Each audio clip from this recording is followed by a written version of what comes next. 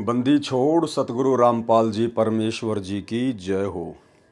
परमपिता परमात्मा सारी सृष्टि के रचनहार कुल मालिक असंख्य ब्रह्मांडों के स्वामी जगत गुरु तीनों लोकों में प्रवेश करके सबका भरण पोषण करने वाले राजाधिराज आत्माधार नाथों के नाथ देवों के देव महादेव सर्वेश्वर महेश्वर मृत्युंजय अजरो अमर आदि अनादि सनातनी प्रभु जगत पिता जगदीश्वर श्री श्री 1008 की उपाधि के वास्तविक अधिकारी अकाल मूर्त सौद स्वरूपी राम वासुदेव सर्वगतम ब्रह्म परम पूज्य प्रथम पूज्य परम संत परम पुरुष परम धनी परम दयालु सत्य कबीर हक्का कबीर अल्लाह कबीर अल्लाह अकबर बाखबर अल्लाह ताला जगत के तारणहार जगत के मुक्तिदाता जगत के जगन्नाथ हारे के सहारे हिंदुओं के राम मुसलमानों के अल्लाह सिखों के वाहिगुरु ईसाइयों के मसीह दया के सागर दया निधि करुणा के सागर करुणा निधि स्वयंभू परिभू संकट मोचन कष्ट हरण मंगल कारण दुख भंजन अविगत कबीर निर्विकार निर्विषम परमात्मा अलय अलेख सतगुरु आदि अनादि सतगुरु असली मर्यादा पुरुषोत्तम असली राम असली कृष्ण असली घनश्याम असली मुरारी राजाओं के राजा महाराजाओं के महाराजा शहंशाहों के शहंशाह सम्राटों के सम्राट भगवानों के भगवान अल्लाहों के अल्लाह प्रभुओं के प्रभु मसीहाओं के मसीह सच्चे वाहिगुरु बाबाओं के बाबा पीरों के पीर सेठों के सेठ जगत सेठ सावड़सा सेठ सर्वगुण संपन्न अनंत कोटि कलाओं के स्वामी अनंत कोटि ब्रह्मांडों के नायक योगियों में महायोगी ध्यानियों में महाध्यानी सिद्धों में परम सिद्ध ज्ञानियों में तत्वज्ञानी ब्रह्म ज्ञानी महाज्ञानी परम ज्ञानी सर्वश्रेष्ठ ज्ञानी विज्ञानी युवा कबीर समरथ कबीर असमवात अमित ओजा सच्चे रहनुमा करीम अल्लाह सुबहान अल्लाह दुनिया के अंतिम पैगंबर 8 सितंबर 1951 से गांव धनाना जिला सोनीपत हरियाणा भारतवर्ष की पावन भूमि पे प्रकट रियल कल्कि भगवान श्री नारायण साकार हरि श्री बाबा साहेब स्वयंभू संत शिरोमणि सतगुरु रामपाल जी परमेश्वर जी के चरण कमल में साध संगति से जुड़े हुए देश विदेश से हम सभी सत्सेवक भाई बहनों का अनंत कोटि दंडवत प्रणाम। सत्साई भाई और बहनों, दया परमपिता परमेश्वर सारी सृष्टि के सृजनहार सतगुरु रामपाल जी परमेश्वर जी की, जिनके विशेष आशीर्वाद से शुभ आशीर्वाद से आप और हम सभी साध संगति से जुड़ी हुई आत्मा निरंतर गुरुदेव भगवान के तत्व ज्ञान को आधार बनाकर उन्हीं के आशीर्वाद से अपने आत्म कल्याण हेतु भक्ति मार्ग पर आगे बढ़ रहे हैं। भाई और बहनों, इस कलयुग की बिचली पीढ़ी में सतगुरु रामपाल जी भगवान की वीआईपी रजा के बिना साध संगतियाँ नसीब नहीं होती हैं। साध संगतियों के लिए हमें वर्तमान में गुरुदेव का भरपूर आशीर्वाद चाहिए और पिछले जन्म जन्मांतरों के ज़बरदस्त भक्ति संस्कार चाहिए, पुण्य कर्म चाहिए। तब कहीं जाकर परमेश्वर आत्माओं को साध संगति से जोड़ते हैं, क्योंकि साध संगति ही कलयुग की बिचली पीढ़ी में सतगुरु रामपाल जी परमेश्वर जी के भक्ति मार्ग का ट्रेनिंग सेंटर होता है। साध संगति से जुड़कर ही हम गुरु को भगवान मान सकते हैं। कहने को तो सभी भगत अपने गुरु को भगवान ही कहते हैं, कबीर कबीर कहते हैं, लेकिन जुबान से कहने में और हृदय से मानने में जमीन आसमान का अंतर होता है। तो जिस प्रकार से साध संगति से जुड़कर सत्सेवक भाई बहनों ने आज ज्ञान को आधार बनाकर अपनी अंतरात्मा से अपने हृदय से अपने पूज्य गुरुदेव सतगुरु रामपाल जी परमेश्वर जी को कबीर परमात्मा के रूप में स्वीकार कर लिया है, उस आधार से उस हिसाब से 90% संगत जो सतलोक आश्रमों से जुड़ी हुई है वो अभी तक अपने गुरुदेव को कबीर परमात्मा के रूप में स्वीकार नहीं कर पाई है। और यही कारण है कि वे तमाम आत्माएं जिनमें गुरुदेव का कलयुगी परिवार, उनके बेटा बेटी भाई बंधु रिश्तेदार कोऑर्डिनेटर सभी लोग शामिल हैं, और उन सब के पीछे लगी हुई 90% संगत अभी तक गुरुदेव का आशीर्वाद उनको पूर्णतया प्राप्त नहीं हुआ है, जिस आशीर्वाद से उनका ज्ञान योग खुल सके और उन्हें अपने गुरुदेव भगवान में कबीर भगवान दिखाई दे। और जिस दिन आत्मा को अपने गुरुदेव में परमात्मा दिखाई देने लग जाएगा, उसी दिन से वो आत्मा बाकी अन्य नकली परमात्माओं को अपने दिलो दिमाग से, अपने गले के लॉकेट से, अपने घर के दरबार से और घर की दीवारों से बाहर निकाल देगी। नकली भगवान कौन से हैं? कबीर जी की समझे जाने वाली कागज़ की दाढ़ी मूछ वाली फ़ोटो, गरीबदास जी की काल्पनिक फ़ोटो, दादा गुरु जी की फ़ोटो, पंडित चिदानंद जी की फ़ोटो, ये सभी काल्पनिक फ़ोटोएँ हैं, नकली फ़ोटोएँ हैं। इन फ़ोटोओं का वर्तमान में हमारे आध्यात्मिक जीवन में कोई औचित्य नहीं है। हमें पूर्ण मोक्ष प्राप्ति के लिए जो सार वस्तु चाहिए थी, वो सार वस्तु हमें सतगुरु रामपाल जी परमेश्वर जी के रूप में सुलभ हो चुकी है। उनके अलावा हमने किसी में भी परमात्मा नहीं देखना है। अगर हम अपने गुरुदेव के अलावा किसी अन्य में परमात्मा देखेंगे तो हम भक्ति मार्ग पर कभी भी सफल नहीं हो पाएंगे। तो भाई और बहनों, यही तमाम गलतियां रही गुरुदेव के बेटा बेटी भाई बंधु रिश्तेदारों की, जो हमेशा उनके साथ में रहा करते थे।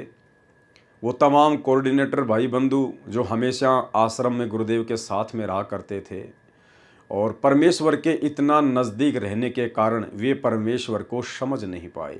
क्योंकि परमेश्वर कबीर जी जब सतगुरु रूप में धरती पर प्रकट होता है तो अपने आसपास अपने इर्द गिर्द रहने वाली आत्माओं के साथ में मित्रवत व्यवहार करता है, और ऐसा करने से वो आत्मा उन्हें एक सामान्य संत के रूप में ले लेती हैं, उन्हें हल्के में ले लेती हैं, जिस कारण से आदरणीय गरीबदास जी महाराज जी को वाणी लिखनी पड़ी हमें सावधान करने के लिए कि गुरु मानुष कर जानते वो नर कहिए अंध ओवें दुखी संसार में आ गए यम के फंदे।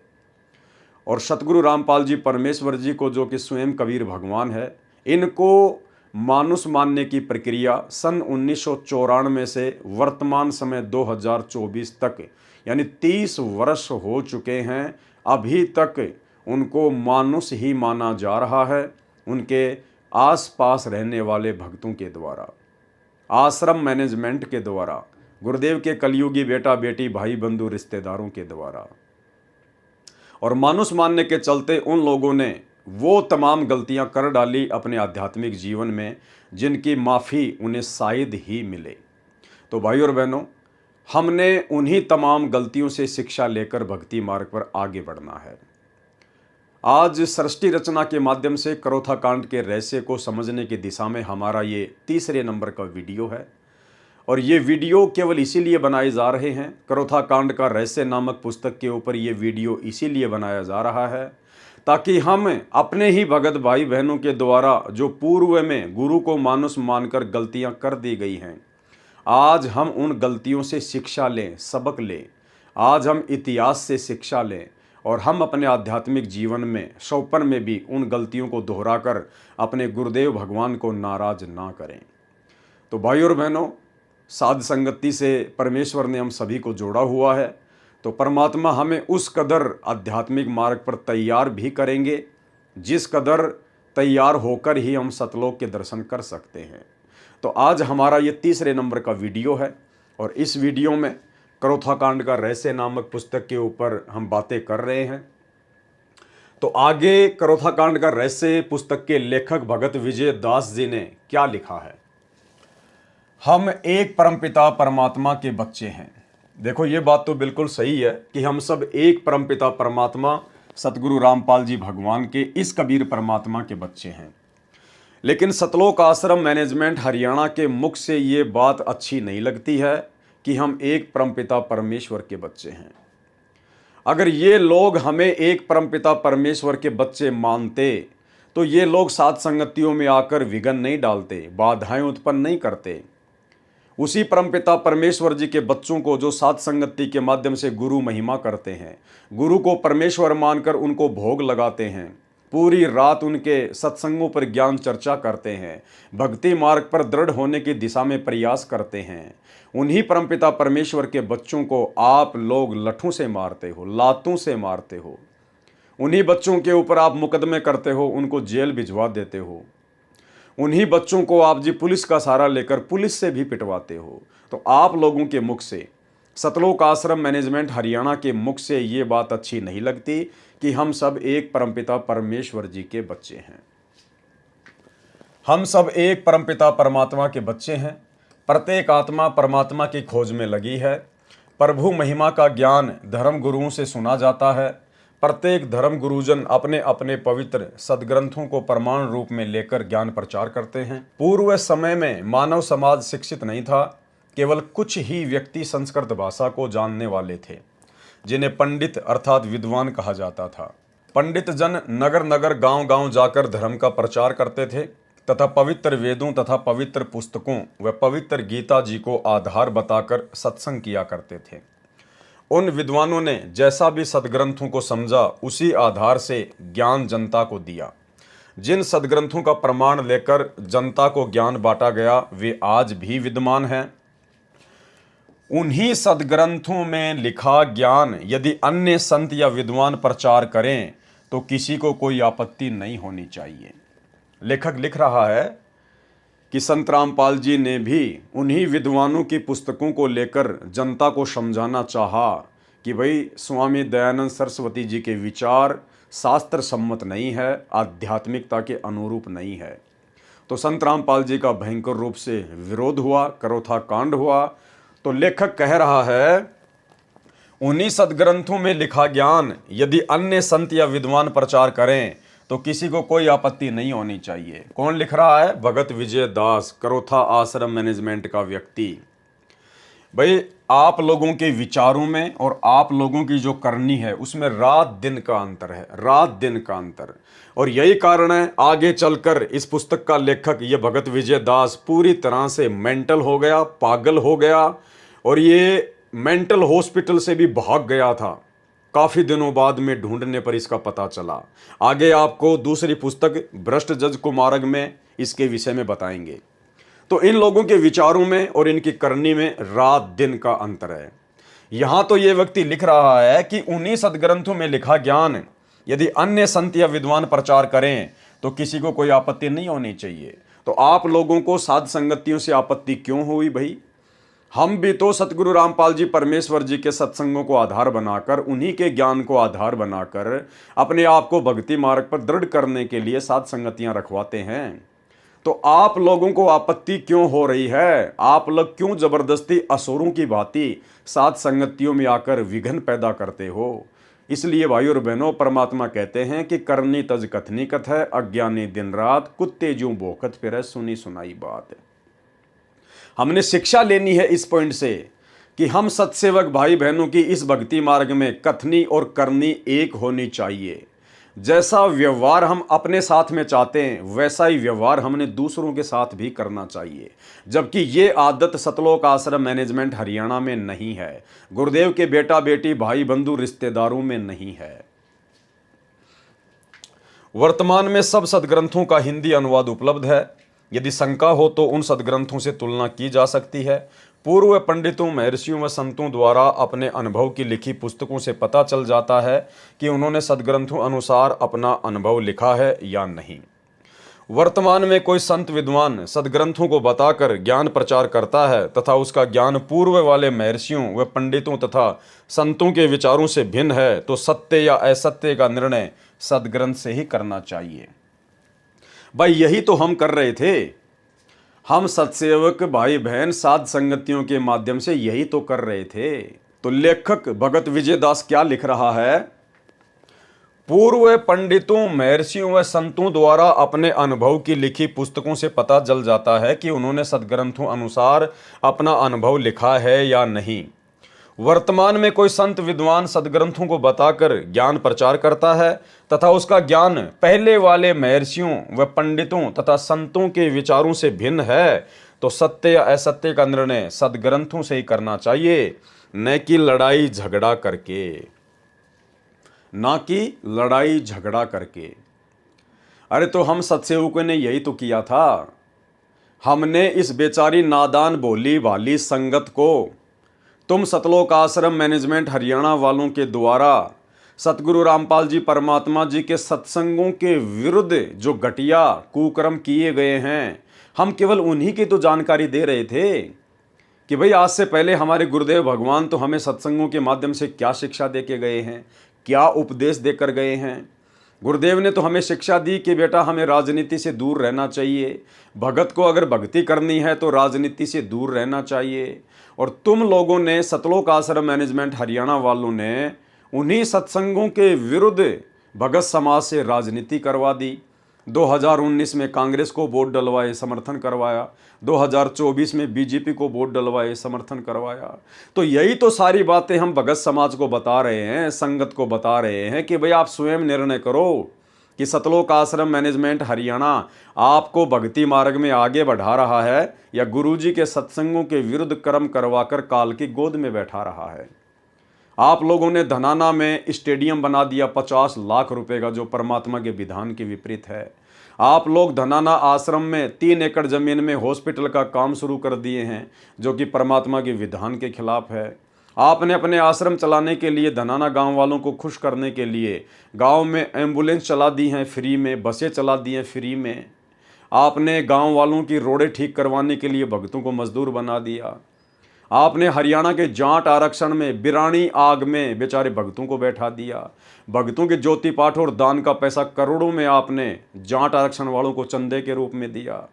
गैंगस्टरों की, गुंडों की सीबीआई जांच के समर्थन में आपने परमात्मा के सच्चे मुच्चे भक्तों को बैठा दिया। तो ये सारे कर्म सतगुरु रामपाल जी के सत्संगों के विरुद्ध हैं। और जब हमने ये देखा कि यहाँ तो काल का पूरी तरह से दाव लगा हुआ है, तो हमने सात संगतियों के माध्यम से भाई बहनों को समझाना शुरू किया। हम तो शांति प्रिय तरीके से समझा रहे थे, वर्तमान में भी समझा रहे हैं और आगे भी समझाते रहेंगे। लेकिन आप लोगों ने कौन सा भगत का लक्षण दिखाया? आप लोगों ने तो केवल अपने स्वार्थ में अंधे होकर हमारे साथ में मारपीट की, गाली गलौज की, लड़ाई झगड़े किए, मुकदमेबाजियां की। तो भाई आप लिख क्या रहे हो और वर्तमान में स्वयं आप क्या कर रहे हो? तो आपकी तो करनी और कथने में अंतर है। तो दुनिया कहां से समझेगी आपकी बातों को? आपके शब्दों में वो सच्चाई नहीं है, आपके शब्दों में वचन नहीं है, क्योंकि आपका खुद का दोगला आचरण है। इसलिए दुनिया को जो आप उपदेश दे रहे हो ये पुस्तक लिख के, तो दुनिया आपकी बातों पर कैसे यकीन करेगी? आपके शब्दों का जो है असर ही नहीं होगा। वर्तमान में कोई संत विद्वान सदग्रंथों को बताकर ज्ञान प्रचार करता है तथा उसका ज्ञान पूर्व वाले महर्षियों व पंडितों तथा संतों के विचारों से भिन्न है, तो सत्य या असत्य का निर्णय सदग्रंथों से ही करना चाहिए, न कि लड़ाई झगड़ा करके। लड़ाई झगड़ा आदि उपद्रव वे लोग करते हैं या करवाते हैं, लड़ाई झगड़ा आदि उपद्रव वे लोग करते या करवाते हैं जिनको ये पता लग जाता है कि तुम्हारा ज्ञान शास्त्रों के विरुद्ध है। जिस प्रकार सतलोक आश्रम मैनेजमेंट हरियाणा को साध संगति के वीडियो देखकर ये पता चल चुका है कि तुमने जो जो काल प्रेरणा से संत रामपाल जी के सत्संगों के विरुद्ध कुकर्म किए हैं और भगत समाज से करवाए हैं, जो कि एविडेंस बन चुके हैं, वो प्रमाण बन चुके हैं, वे सारे के सारे सतगुरु रामपाल जी के सत्संगों के विरुद्ध हैं। लड़ाई झगड़ा आदि उपद्रव वे लोग करते या करवाते हैं जिनको ये पता चल जाता है कि तुम्हारा ज्ञान शास्त्रों के विरुद्ध है, संत रामपाल जी के सत्संगों के विरुद्ध सतलोक आश्रम मैनेजमेंट हरियाणा के ये तमाम कुकर्म हैं। यदि अनुयायियों को पता चल गया, यदि संगत को पता चल गया सात संगतियों के माध्यम से, तो तुम्हारे पास उत्तर नहीं है। सतलोक आश्रम मैनेजमेंट हरियाणा के पास में कोई जवाब नहीं है, क्योंकि टोटल गुरुजी की मर्यादाओं के विरुद्ध कार्य ये लोग कर रहे हैं। अनुयायी उनको छोड़कर पूर्ण संत के पास चले जाएंगे। सतलोक आश्रम मैनेजमेंट हरियाणा को यह डर बैठ गया, अगर सात संगतियां नहीं रुकवाई तो अनुयायी यानी संत रामपाल जी की संगत, उनके भगत सतलोक आश्रम मैनेजमेंट हरियाणा को छोड़कर पूर्ण संत के पास चले जाएंगे, अर्थात साध संगतियों में चले जाएंगे। और तुम्हारी धर्म की आड़ में चल रही दुकान बंद ना हो जाए और तुम्हारे सतलोक आश्रम बंद ना हो जाए, क्योंकि संगत को तो सच्चाई चाहिए, वो तो अपने मोक्ष के लिए जुड़ी है। और जब संगत सात संगतियों से जुड़ने लगी तो आप लोगों ने सात संगतियों में आकर बाधा उत्पन्न करनी शुरू कर दी, क्योंकि तुम्हारी दुकानें धीरे धीरे बंद होने लगी थी। तुम्हें डर सताने लगा, तुम्हें भय सताने लगा कि अगर इसी प्रकार से संगत सात संगतियों में जाने लगी तो हमारी तो दुकानें बंद हो जाएंगी, हमारे तो आश्रम बंद हो जाएंगे। तुम्हारी धर्म की आड़ में चल रही दुकान बंद न हो जाए, वे लोग जनता को धर्म की आड़ में मरने व मारने को प्रेरित करते हैं। और तुम सतलोक आश्रम मैनेजमेंट हरियाणा वालों ने बेचारी नादान संगत को गुरुजी का झूठा आदेश बताकर सात संगतियों में आकर विघ्न पैदा करने के लिए तुमने उनको जो है प्रेरित किया। इसी का परिणाम करोथा कांड है। भाई ठीक है, तुम करोथा कांड की जानकारी दुनिया को दे रहे हो, बहुत अच्छी बात है, लेकिन तुम्हारा वर्तमान में आचरण क्या है? आज वर्तमान में सतलोक आश्रम मैनेजमेंट हरियाणा और जिन लोगों ने करोथा कांड करवाया आर्य समाजियों ने, उनमें कोई अंतर नहीं है, रत्ती भर भी अंतर नहीं है। जबकि वर्तमान का सतलोक आश्रम मैनेजमेंट हरियाणा, गुरुजी के बेटा बेटी भाई बंधु रिश्तेदार ये कोऑर्डिनेटर इतने नीचे गिर चुके हैं कि आर्य समाज से भी इन्होंने संत रामपाल जी के मार्ग को ज्यादा नुकसान पहुंचाया है। और ये आर्य समाज के कारण तो संत रामपाल जी केवल 21 महीने ही रोहतक की जेल में रहे थे जब करोथा कांड हुआ था। लेकिन बरवाला कांड में तो आर्य समाजियों का कोई रोल नहीं है, किसी का कोई रोल नहीं है। बरवाला कांड तो टोटल सतगुरु रामपाल जी परमात्मा के कलयुगी परिवार की मनमानियों का नतीजा है, मुख्य सेवादारों की मनमानियों का नतीजा है, स्टेट कोऑर्डिनेटरों की अज्ञानता और नासमझी का नतीजा है। अरे तुम लोगों की महागलतियों के कारण तो संत रामपाल जी 10 साल से जेल में बैठने को मजबूर हैं। आर्य समाजियों के कारण तो केवल 21 महीने जेल में रहे थे और तुम लोगों की मनमानियों के कारण आज 10 साल से जेल में बैठे हुए हैं। तो तुम लोग तो आर्य समाजियों से भी कहीं ज्यादा दोषी हो संत रामपाल जी की नजरों में। इसी का परिणाम करोथा कांड है। भाइयों और बहनों, करोथा कांड हो चुका है, उसका फैसला भी आ चुका है, सब कुछ हो चुका है। हमने इन चीज़ों से कोई लेना देना नहीं है। जो मोटी मोटी चीज़ें थी परमात्मा ने हमें सत्संगों में बता दी। हमारा मकसद ये वीडियो बनाने का कोई करोथा कांड की राम कहानी को पढ़ने का नहीं है। हमारा मकसद है करोथा कांड के माध्यम से शिक्षा लेने का कि किस प्रकार से सतगुरु के पास में रहने वाले भक्तों ने करोथा कांड करवाने के लिए उन विशेष परिस्थितियों को जन्म दिया, किस प्रकार से गुरुदेव के साथ में रहने वाले विशेष भक्तों ने, उनके परिवार के लोगों ने सतगुरु को मानुष मानकर काल प्रेरणा से गलतियां की। हमने वो गलतियां दोहराने से बचना है। हम इसलिए वीडियो बना रहे हैं। वाकई हमें करोथा कांड की राम कहानी से कोई मतलब नहीं है। जितना मतलब था उतना पूज्य गुरुदेव ने हमें सत्संगों में बता दिया, जिसको हम समझ चुके हैं। इतना रक्तपात तो शायद विश्व युद्ध में नहीं हुआ होगा जितना स्वार्थी संतों, ऋषियों, गुरुओं, आचार्यों, काजी व मुल्लाओं ने धर्म की आड़ में करा दिया। संत रामपाल जी महाराज जी ने उन्हीं पवित्र सदग्रंथों को आधार मानकर अन्य संतों, पंथों व समाजों व महर्षियों के ज्ञान की तुलना की। संत रामपाल जी महाराज जी ने सर्वप्रथम कबीर परमेश्वर काशी में जुलाई की भूमिका करने आए थे, उनके ज्ञान की पवित्र सदग्रंथों की तुलना की, सर्व सदग्रंथों के अनुसार सत्य पाया। अन्य पंथों व आर्य समाज प्रवर्तक महर्षि दयानंद सरस्वती जी के ज्ञान की तुलना भी सदग्रंथों से व संत कबीर जी की वाणी से तुलना की तो महर्षि दयानंद जी का ज्ञान पूर्ण रूप से सदग्रंथों, वेदों व गीता आदि व संत कबीर जी की वाणी के विरुद्ध पाया। आर्य समाज प्रवर्तक श्री दयानंद सरस्वती जी ने अपने अनुभव से एक पुस्तक की रचना की जिसका नाम है सत्यार्थ प्रकाश। संत रामपाल जी महाराज ने सत्यार्थ प्रकाश को पढ़ा जिसमें कोरा अज्ञान भरा है। ठीक इसी प्रकार हम सत्सेवक भाई बहनों ने बरवाला कांड के बाद में एक पुस्तक लिखी थी, बरवाला कांड की सच्चाई, कलयुगी भाई की साजिश बरवाला कांड। हमने सतलोक आश्रम मैनेजमेंट हरियाणा के कुकर्मों को देखा, उनके द्वारा जो घटिया कर्म गुरुजी के ज्ञान के विरुद्ध किया जा रहा था। जब हमने वो देखा तो हमने वो पुस्तक लिखी थी, कलयुगी भाई की साजिश बरवाला कांड, जिसमें सतलोक आश्रम मैनेजमेंट हरियाणा का कोरा अज्ञान भरा था। सत्यार्थ प्रकाश को पढ़ा जिसमें कोरा अज्ञान भरा, जिसकी जानकारी समाचार पत्रों में, विज्ञापनों द्वारा तथा वीडियो सीडीज व ऑडियो सीडीज व कैसेट द्वारा जनता तक पहुंचाया। हमने वो कलयुगी भाई की साजिश बरवाला कांड नामक पुस्तक छपवाई और सात संगतियों के माध्यम से हमने संगत तक उस पुस्तक को पहुंचाने का कार्य शुरू किया, जिसके चलते पूरा का पूरा सतलोक आश्रम मैनेजमेंट हरियाणा बौखला गया। और इन लोगों ने सन 2016 में जयपुर में आकर मुझ पवन दास को घर में घुसकर और 8-10 गुंडों ने डंडों से, बेसबॉल से, हॉकी से जानवर की तरह मारा। वास्तविकता से परिचित होकर शिक्षित व्यक्तियों ने आर्य समाज के वर्तमान प्रधान व अन्य पदाधिकारियों से प्रश्न किए। ठीक इसी प्रकार कलयुगी भाई की साजिश बरवाला कांड नामक पुस्तक को पढ़कर संगत में जो परमात्मा प्रेमी आत्मा थी, जिनको भगवान चाहिए था, मोक्ष चाहिए था, उन आत्माओं ने उस पुस्तक को पढ़ा और साथ में जो प्रमाण दिए गए थे उनको देखा तो उन्होंने अपने अपने कोऑर्डिनेटरों से, नामदान संचालकों से और सतलोक आश्रम मैनेजमेंट हरियाणा वालों से, गुरुजी के बेटा बेटियों से सवाल जवाब करने शुरू कर दिए।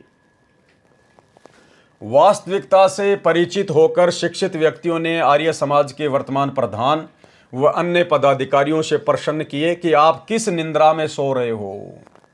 यह सत्यार्थ प्रकाश क्या आपने कभी नहीं पढ़ा जिसमें कोरी बकवाद भरी है। सार्वदेशिक आर्य प्रतिनिधि सभा हरियाणा के प्रधान व महामंत्री व अन्य आचार्यों को वह तथ्य दिखाए जो संत रामपाल जी महाराज संचालक सतलोक आश्रम करोथा ने समाचार पत्रों में विज्ञापनों में समूलास व पृष्ठ संख्या अंकित की थी। इस सत्यार्थ प्रकाश के आधार से तो सभ्य समाज में आग लग जाएगी। जो कुक्रम सतगुरु के जेल जाने के बाद में उनके परिवार ने किए हैं, सतलोक आश्रम वालों ने किए हैं, अगर ये कुक्रम भक्ति मार्ग में जायज हैं तो भाई धरती पे फिर भक्ति का नामो निशान मिट जाएगा। कोई भी सतगुरु रामपाल जी परमात्मा की भक्ति पे यकीन नहीं करेगा, क्योंकि जो कुक्रम संगत से करवाए गए हैं उनके नाम की आड़ में, अरे उन्हीं कुक्रमों को छोड़कर तो हम लोग भक्ति मार्ग में आए हैं। और भक्ति मार्ग में भी यदि हमारे से गुरु जी का नाम लेकर वही कुक्रम करवाए जाएंगे, गंदी राजनीतियाँ, दुनिया वालों के साथ में यारी दोस्ती करना सिखाना, गुंडों की सीबीआई जांच करवाना, आरक्षण के लिए धरनों पर बैठाना, बड़े बड़े स्टेडियम बना देना, हॉस्पिटल का काम शुरू कर देना, अरे यही सारे कुकर्म तो हम सब छोड़ के आए थे। और यही सारे घटिया कर्म हमसे यदि नाम लेने के बाद में करवाए जा रहे हैं हमारे गुरुदेव भगवान के नाम की आड़ में, उन्हीं के परिवार के द्वारा, तो भक्ति कौन करेगा, कौन जुड़ेगा उनके मार्ग से? केवल वही जुड़ेगा जो अंधा होगा, जिसको कुछ पता नहीं होगा। दुनिया आपस में लड़ मरेगी, महाभारत के युद्ध से भी अधिक जनहानि हो जाएगी। क्या उपरोक्त विवाह व नियोग के नियमों का पालन आर्य समाज के व्यक्ति कर सकते हैं? यानी सत्यार्थ प्रकाश में कुछ बहुत सारी बेहुदा बातें लिखी हुई थी, उनके ऊपर दास पहले वीडियो बना चुका है, जिसमें नियोग के विषय में, यानी आर्य समाज से जुड़ी हुई एक औरत 11 गैर पुरुषों के साथ में शारीरिक संबंध बनाकर बच्चे पैदा कर सकती है विधवा होने के बाद, या उसका पति यदि विदेश चला जाए और 3 साल तक नहीं आता है तो वो समाज के गैर पुरुषों के साथ में नियोग करके अवैध शारीरिक संबंध बना के 11 पुरुषों तक वो बच्चे पैदा कर सकती है। ऐसी ऐसी घटिया बातें सत्यार्थ प्रकाश में लिखी हुई थी, जिनका खंडन सतगुरु रामपाल जी परमेश्वर जी ने समाचार पत्रों में लेख छपवा कर किया, जिस कारण उनका विरोध हुआ। नहीं तो किस लिए बेहुदे ज्ञान युक्त पुस्तकों को बेचकर भोली जनता को ठगा जा रहा है? कहते हैं कि सत्यार्थ प्रकाश वेद ज्ञान आधार से रचा है। ठीक इसी प्रकार सतलोक आश्रम मैनेजमेंट हरियाणा से जब कोई बात करता है कि भाई गुरुजी का तो आदेश है नहीं, गुरुजी ने तो किसी सत्संग में कहा नहीं कि बच्चों तुम्हारे को राजनेताओं के पीछे दौड़ना है, तुम्हारे को राजनेताओं की रैलियों में जाना है, या तुमने इस प्रकार से पार्टी विशेष को देखकर वोट डालना है, गुरुजी का तो आदेश है नहीं। गुरुजी ने तो मना किया है कि भाई अगर भक्ति करनी है तो राजनीति से दूर रहना पड़ेगा, कोई राजा बनो ना बनो, उनके संस्कार उनके कर्म, हम क्यों उनके पीछे दौड़े। और गुरुदेव ने कहा कि कोई पार्टी विशेष देखकर आपने वोट नहीं डालना है, और किसी के कहने से भावुकता में भावुक होकर वोट नहीं डालना है। वोट देना है तो योग्य कैंडिडेट देखकर वोट दीजिए। अब योग्य उम्मीदवार तो वर्तमान में है ही नहीं भाई, कोई किसी को कह ही नहीं सकते हम। योग्य उम्मीदवार वर्तमान में राजनीति में कोई है ही नहीं जिसके ऊपर हम विश्वास कर सकें। तो गुरुदेव ने कहा कि अगर वोट देना है तो योग्य उम्मीदवार को देखकर दीजिए, अन्यथा उसके द्वारा किए गए कुकर्मों का उसी रेशियो में आपको भी पाप लगेगा। तो हम क्यों ऐसी आफत मोल लें? जब वर्तमान में राजनीति में कोई योग्य उम्मीदवार है नहीं तो उनको वोट डालकर फिर जीतने के बाद वो जितने भी दारू के ठेके खुलवाएगा, नशे की दुकानें खुलवाएगा, उल्टे कुकर्म करेगा, लोग मरवाएगा, तो हम क्यों पाप के भागी बने उसको जिताकर? तो सतगुरु रामपाल जी परमात्मा ने तो अपने सत्संग में बिल्कुल मना कर रखा स्पष्ट तौर पर। ये छोटा सा सत्संग 2 मिनट का सुन लीजिए एक बार, अगर समझ में आ जाए तो। कहते हैं जैतन राजपाट भी चाहिए हमारा धर ले ध्यान। वैसे तो हमने राजपाट की आवश्यकता नहीं, सबसे बड़ा हानि का सौदा है जो राजनीति में जाते हैं वो अपना जीवन नाश करते हैं। भक्त को राजनीति के आसपास भी नहीं जाना चाहिए। वोट देना हो नेक आदमी देखकर वोट देना, किसी ऐसे भाव में भावुक होकर किसी के कहने से और या कोई पार्टी विशेष देखकर आप अपना वोट देकर पाप के भागी मत बनना। क्योंकि आपके द्वारा दिया गया वोट से जो चुना हुआ व्यक्ति है, यदि वो गलतियां करता है तो उसका रेसो में पाप आपको भी लगेगा। तो ये ध्यान रखना है, अपने वोट का सदुपयोग करना है, करो कितना, क्योंकि राजा तो एक चुनना ही पड़ेगा व्यवस्था बनाए रखने के लिए, इतनी सी बात। लेकिन स्वयं उस व्यवस्था में सड़ना नहीं, आपने परमात्मा पाना है, यहाँ से मन हटाना है। और यहाँ के राजाओं की क्या स्थिति है, हम इतिहास पढ़ा करते हैं। मोहम्मद गौरी ने इतनी बार चढ़ाई करी, 16 बार चढ़ाई करी, फिर विजयी हुआ, विजयी होकर के कला तोड़ दिया, इतने तो मानस आदमी मरवा दिए, और 5-7 वर्ष से राज्य करा, फिर मृत्यु को प्राप्त हो गया, गधा अपने अंडा। वही क्या था मोहम्मद गौरी। तो हम इन बकवादों को याद करके उन इतिहासों को अब दोहराएंगे। अब कोई राजा है, मंत्री है, मुख्यमंत्री है, 10-5 वर्ष मुख्यमंत्री रह भी गया तो के कला टूट गया, कल न कुत्ता बन गया, सैर सपट्टे यही करता फिरेगा। तो हमने इस बीमारी को याद रखना है, या लगन नहीं देनी अपने, यो रोग से दीर्घ।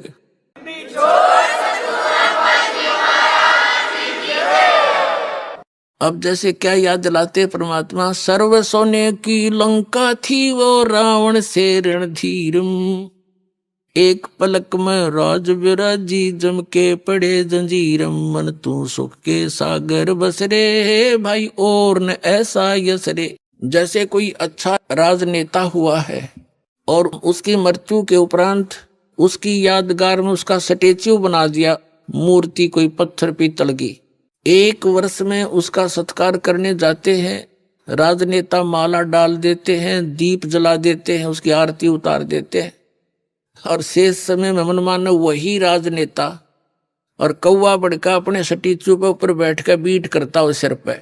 बता के जस हुआ, क्या यश हुई है?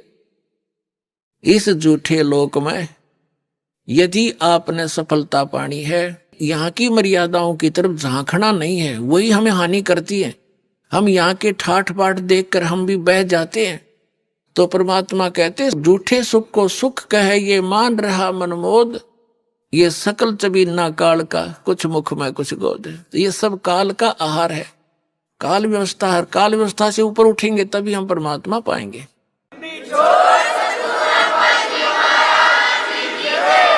तो भाई और बहनों, आपने सुन लिया।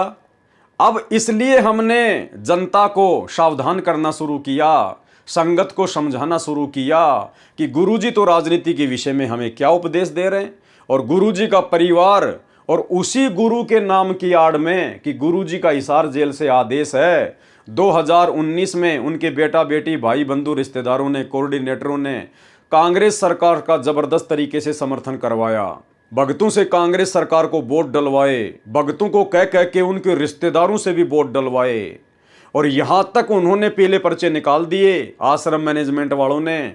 अगर कोई वोट नहीं डालेगा तो उसको गुरुद्रोही घोषित कर दिया जाएगा। गुरुजी ने कहा कि कोई पार्टी विशेष देख के वोट मत देना। इन्होंने सरेआम उसी गुरु का नाम लेके बीजेपी सरकार के नाम पे पीले पर्चे निकाल के वोट डलवा दिए। तो भाई और बहनों, टोटल गुरुजी के विधान के विपरीत इन्होंने कुकर्म करवाए, जिनका हम सत्सेवकों ने पुस्तकें लिख लिख कर और वीडियो बना बनाकर साध संगति के माध्यम से खंडन किया।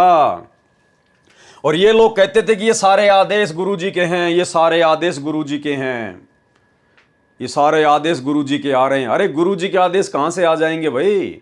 गुरुदेव ने हमें जो आदेश देना था हमें अपने सत्संगों में दे दिए। जब तक गुरुजी हमारे सामने प्रत्यक्ष प्रकट नहीं होंगे तब तक हम उनके सत्संग रूपी आदेश ही फॉलो करेंगे। यही परीक्षा है और यही एक नेक भगत के लक्षण हैं। वो किसी अन्य की बात पे विश्वास नहीं करेगा। जब उसके गुरु ने उसको फाइनल भक्ति का विधान दे दिया, सत्संग दे दिए, क्योंकि गुरुदेव के सत्संग भक्ति का फाइनल विधान है, संविधान है। जब कल को गुरुदेव भगवान भी पृथ्वी पर नहीं रहेंगे तो भी उनके सत्संग रहेंगे। तो सत्संगों में जो गुरुदेव ने कह दिया वो अटल है, वो फाइनल है। जिस कारण से हमने इन लोगों की मनमानियों को संगत के सामने उजागर करना शुरू किया, तो सतलोक आश्रम मैनेजमेंट हरियाणा को लगा कि हमारा धार्मिक धंधा बंद हो जाएगा, संगत आश्रमों में आना छोड़कर साथ संगतियों से जुड़ जाएगी। तो इन लोगों ने फिर काल प्रेरणा से असुर स्वभाव धारण कर लिया, राक्षस स्वभाव धारण कर लिया और हमारे धार्मिक अनुष्ठानों में, साध संगतियों में विघ्न डालना शुरू कर दिया। कहते हैं कि सत्यार्थ प्रकाश का ज्ञान वेद आधार से रचा है, परंतु पूरा विवरण वेद ज्ञान विरुद्ध है। इसी प्रकार सतलोक आश्रम मैनेजमेंट हरियाणा के सारे कर्म सतगुरु रामपाल जी के विधान के विपरीत हैं, सत्संगों के विपरीत है। प्रिय पाठकगण, आगे पढ़े इसी पुस्तक में आश्चर्यजनक त्रुटियां जो सत्यार्थ प्रकाश में विद्यमान है। ऐसी सच्चाई का आर्य समाज के मुखियाओं के पास उत्तर नहीं था। आज जब हम आश्रम वालों से सवाल जवाब करते हैं तो इनके पास में कोई जवाब नहीं होता, सिवाय इस बात के, कोई भी व्यक्ति अगर इनसे सवाल करता है ज्ञान आधार से तो ये लोग झट से एक ही जवाब देते हैं कि लगता है तुम पवन दास के संपर्क में आ गए, लगता है तू गुरुद्रोहियों के संपर्क में है, क्योंकि जवाब इनके पास में नहीं है, आश्रम वालों के पास में जवाब नहीं है। इसलिए सीधा ये कह देते हैं कि लगता है तुम गुरुद्रोहियों के संपर्क में आ गए। नाच न जाने आंगन टेढ़ा, जिसको नाचना नहीं आता वो फिर यही बहाना बनाता है कि भई आंगन टेढ़ा मेढ़ा है, कहीं मेरे पैर में चोट ना लग जाए। ऐसी सच्चाई का आर्य समाज के मुखियाओं के पास उत्तर नहीं था। उन्होंने अपने अनुयायियों को संत रामपाल जी के विरुद्ध अन्य आरोप लगाकर भड़काया। ठीक इसी प्रकार सतलोक आश्रम मैनेजमेंट हरियाणा ने जब उनके पास में कोई जवाब नहीं था तो उन्होंने मुझ पवन दास के खिलाफ संगत को भड़काना शुरू कर दिया कि वो गुरुजी की जमानत के नाम पर, आश्रम खोलने के नाम पर भक्तों से पैसे हड़प रहा है। गुरुजी का आदेश है, अगर किसी ने उसका वीडियो देख लिया तो उसका नाम खंड हो जाएगा। पता नहीं तरह तरह के लांछन मुझ पवन दास के ऊपर लगाए गए, जिस प्रकार आर्य समाजियों के द्वारा पूज्य गुरुदेव जी के ऊपर लगाए गए। उन्होंने अपने अनुयायियों को संत रामपाल जी के विरुद्ध अन्य आरोप लगाकर भड़काया तथा संत रामपाल को जान से मारने के अतिरिक्त कोई विकल्प नहीं सूझा, जिस कारण से करोथा कांड किया और करवाया। और ठीक इसी प्रकार अंत में सतलोक आश्रम मैनेजमेंट हरियाणा ने भी जब कोई चारा इनके पास में नहीं बचा कि तुम्हारे अज्ञान और पाखंड की पोल खुलती जा रही है, तो अंत में इन्होंने मेरे ऊपर 420 का झूठा मुकदमा बनवाकर हिसार की जेल में डलवा दिया। करोथा कांड का कारण, भाई और बहनों, ये वही 9 नंबर का पेज है जो मैंने आपको 2 नंबर के पार्ट में शुरू में दिखाया था कि करोथा कांड का मुख्य कारण क्या था। करोथा कांड का मुख्य कारण था जब गुरुजी महाराष्ट्र के पूना शहर में सत्संग करने के लिए गए हुए थे महीने भर के लिए, तो पीछे से गुरुजी के भाई ने और सतलोक आश्रम करोथा के जो मुख्य सेवादार थे, उन्होंने बिना अपने गुरुजी की सलाह के, बिना अपने गुरुजी से विचार विमर्श किए, बिना गुरुजी की आज्ञा के, काल प्रेरणा से एक भगत से 1 एकड़ जमीन दान में ले ली और आगे चलकर उसी जमीन के ऊपर मुकदमा हुआ और उसी मुकदमे के माध्यम से आर्य समाजियों को सतलोक आश्रम करोथा के ऊपर आक्रमण करने का मौका मिला। यानी गुरु को मानुष मानकर उन मुख्य सेवादारों ने जो मनमाना आचरण किया काल प्रेरणा से, उसी का नतीजा ये करोथा कांड था। भाई और बहनों, एक बार फिर से हम इसको मोटा मोटा पढ़ेंगे। सतलोक आश्रम करोथा के संस्थापक सतगुरु रामपाल जी का जन्म 8 सितंबर 1951 में गांव धनाना, जिला सोनीपत, हरियाणा राज्य के एक किसान परिवार में हुआ। इनके पिता का नाम श्री नंदलाल जी है। संत रामपाल जी गृहस्थी हैं। इनके 2 लड़के तथा 2 लड़कियां संतान रूप में है। संत रामपाल जी महाराज अपनी पढ़ाई पूरी करने के पश्चात हरियाणा सरकार के सिंचाई विभाग में कनिष्ठ अभियंता जेई के पद पर तैनात हुए। संत रामपाल जी की बचपन से ही भगवत भक्ति में रुचि रही है। 1988 में संत रामपाल जी अपने कबीरपंथी गुरु स्वामी रामदेवानंद जी के संपर्क में आए और उनसे नाम उपदेश लिया। स्वामी रामदेवानंद जी ने संत रामपाल जी को कबीर साहिब के मार्ग का पूर्ण ज्ञान करवाकर उनको आगे नाम उपदेश देने का आदेश दिया। जबकि ऐसा कुछ भी नहीं है भाई और बहनों, स्वामी रामदेवानंद जी के पास में वो भक्ति मार्ग का पूर्ण ज्ञान नहीं था जो ज्ञान सतगुरु रामपाल जी परमात्मा के पास में हो सकता है, क्योंकि सतगुरु रामपाल जी स्वयं कबीर परमात्मा है। उनसे बढ़कर सृष्टि में किसी को भी पूर्ण ज्ञान नहीं है, कोई भी परम ज्ञानी नहीं है, पूर्ण संत नहीं है। ये तो केवल संत रामपाल जी ने एक लीला की 12वें पंथ में प्रवेश करके अपने विधान अनुसार कि 12वें पंथ हम ही जावें और सब पंथों को मिलाकर एक पंथ चलावें। तो 17 फरवरी 1988 को सतगुरु रामपाल जी परमेश्वर जी ने ठीक उसी प्रकार लीला की जैसी लीला उन्होंने 650 साल पहले बनारस के काशी में पंडित रामानंद जी को अपना मुंह बोला गुरु बना के की। तो 17 फरवरी 1988 को सतगुरु रामपाल जी परमात्मा ने अर्थात उसी कबीर भगवान ने आदरणीय राम देवानंद जी को लोक दिखावे में और गुरु शिष्य परंपरा को बनाए रखने के लिए अपना मुंह बोला गुरु बनाया। असल में स्वामी राम देवानंद जी पूर्ण संत नहीं थे, उनको कबीर परमेश्वर जी के मार्ग का पूर्ण ज्ञान नहीं था। सतगुरु रामपाल जी स्वयं कबीर परमात्मा हैं। इनको 8 सितंबर 1951 में धरती पर प्रकट होकर फिर सन 1994 से अपने यथार्थ 13वें कबीर पंथ की शुरुआत करनी थी। उसके लिए इन्होंने 12वें पंथ में प्रवेश करना था और 12वें पंथ में इन्होंने लीला अनुसार अपने विधान अनुसार 17 फरवरी 1988 को आदरणीय राम देवानंद जी को अपना मुंह बोला गुरु बनाकर 12वें पंथ में इन्होंने प्रवेश किया और फिर आगे चलकर इन्होंने 13वें पंथ का सन 1994 में संचालन किया, शुरुआत की।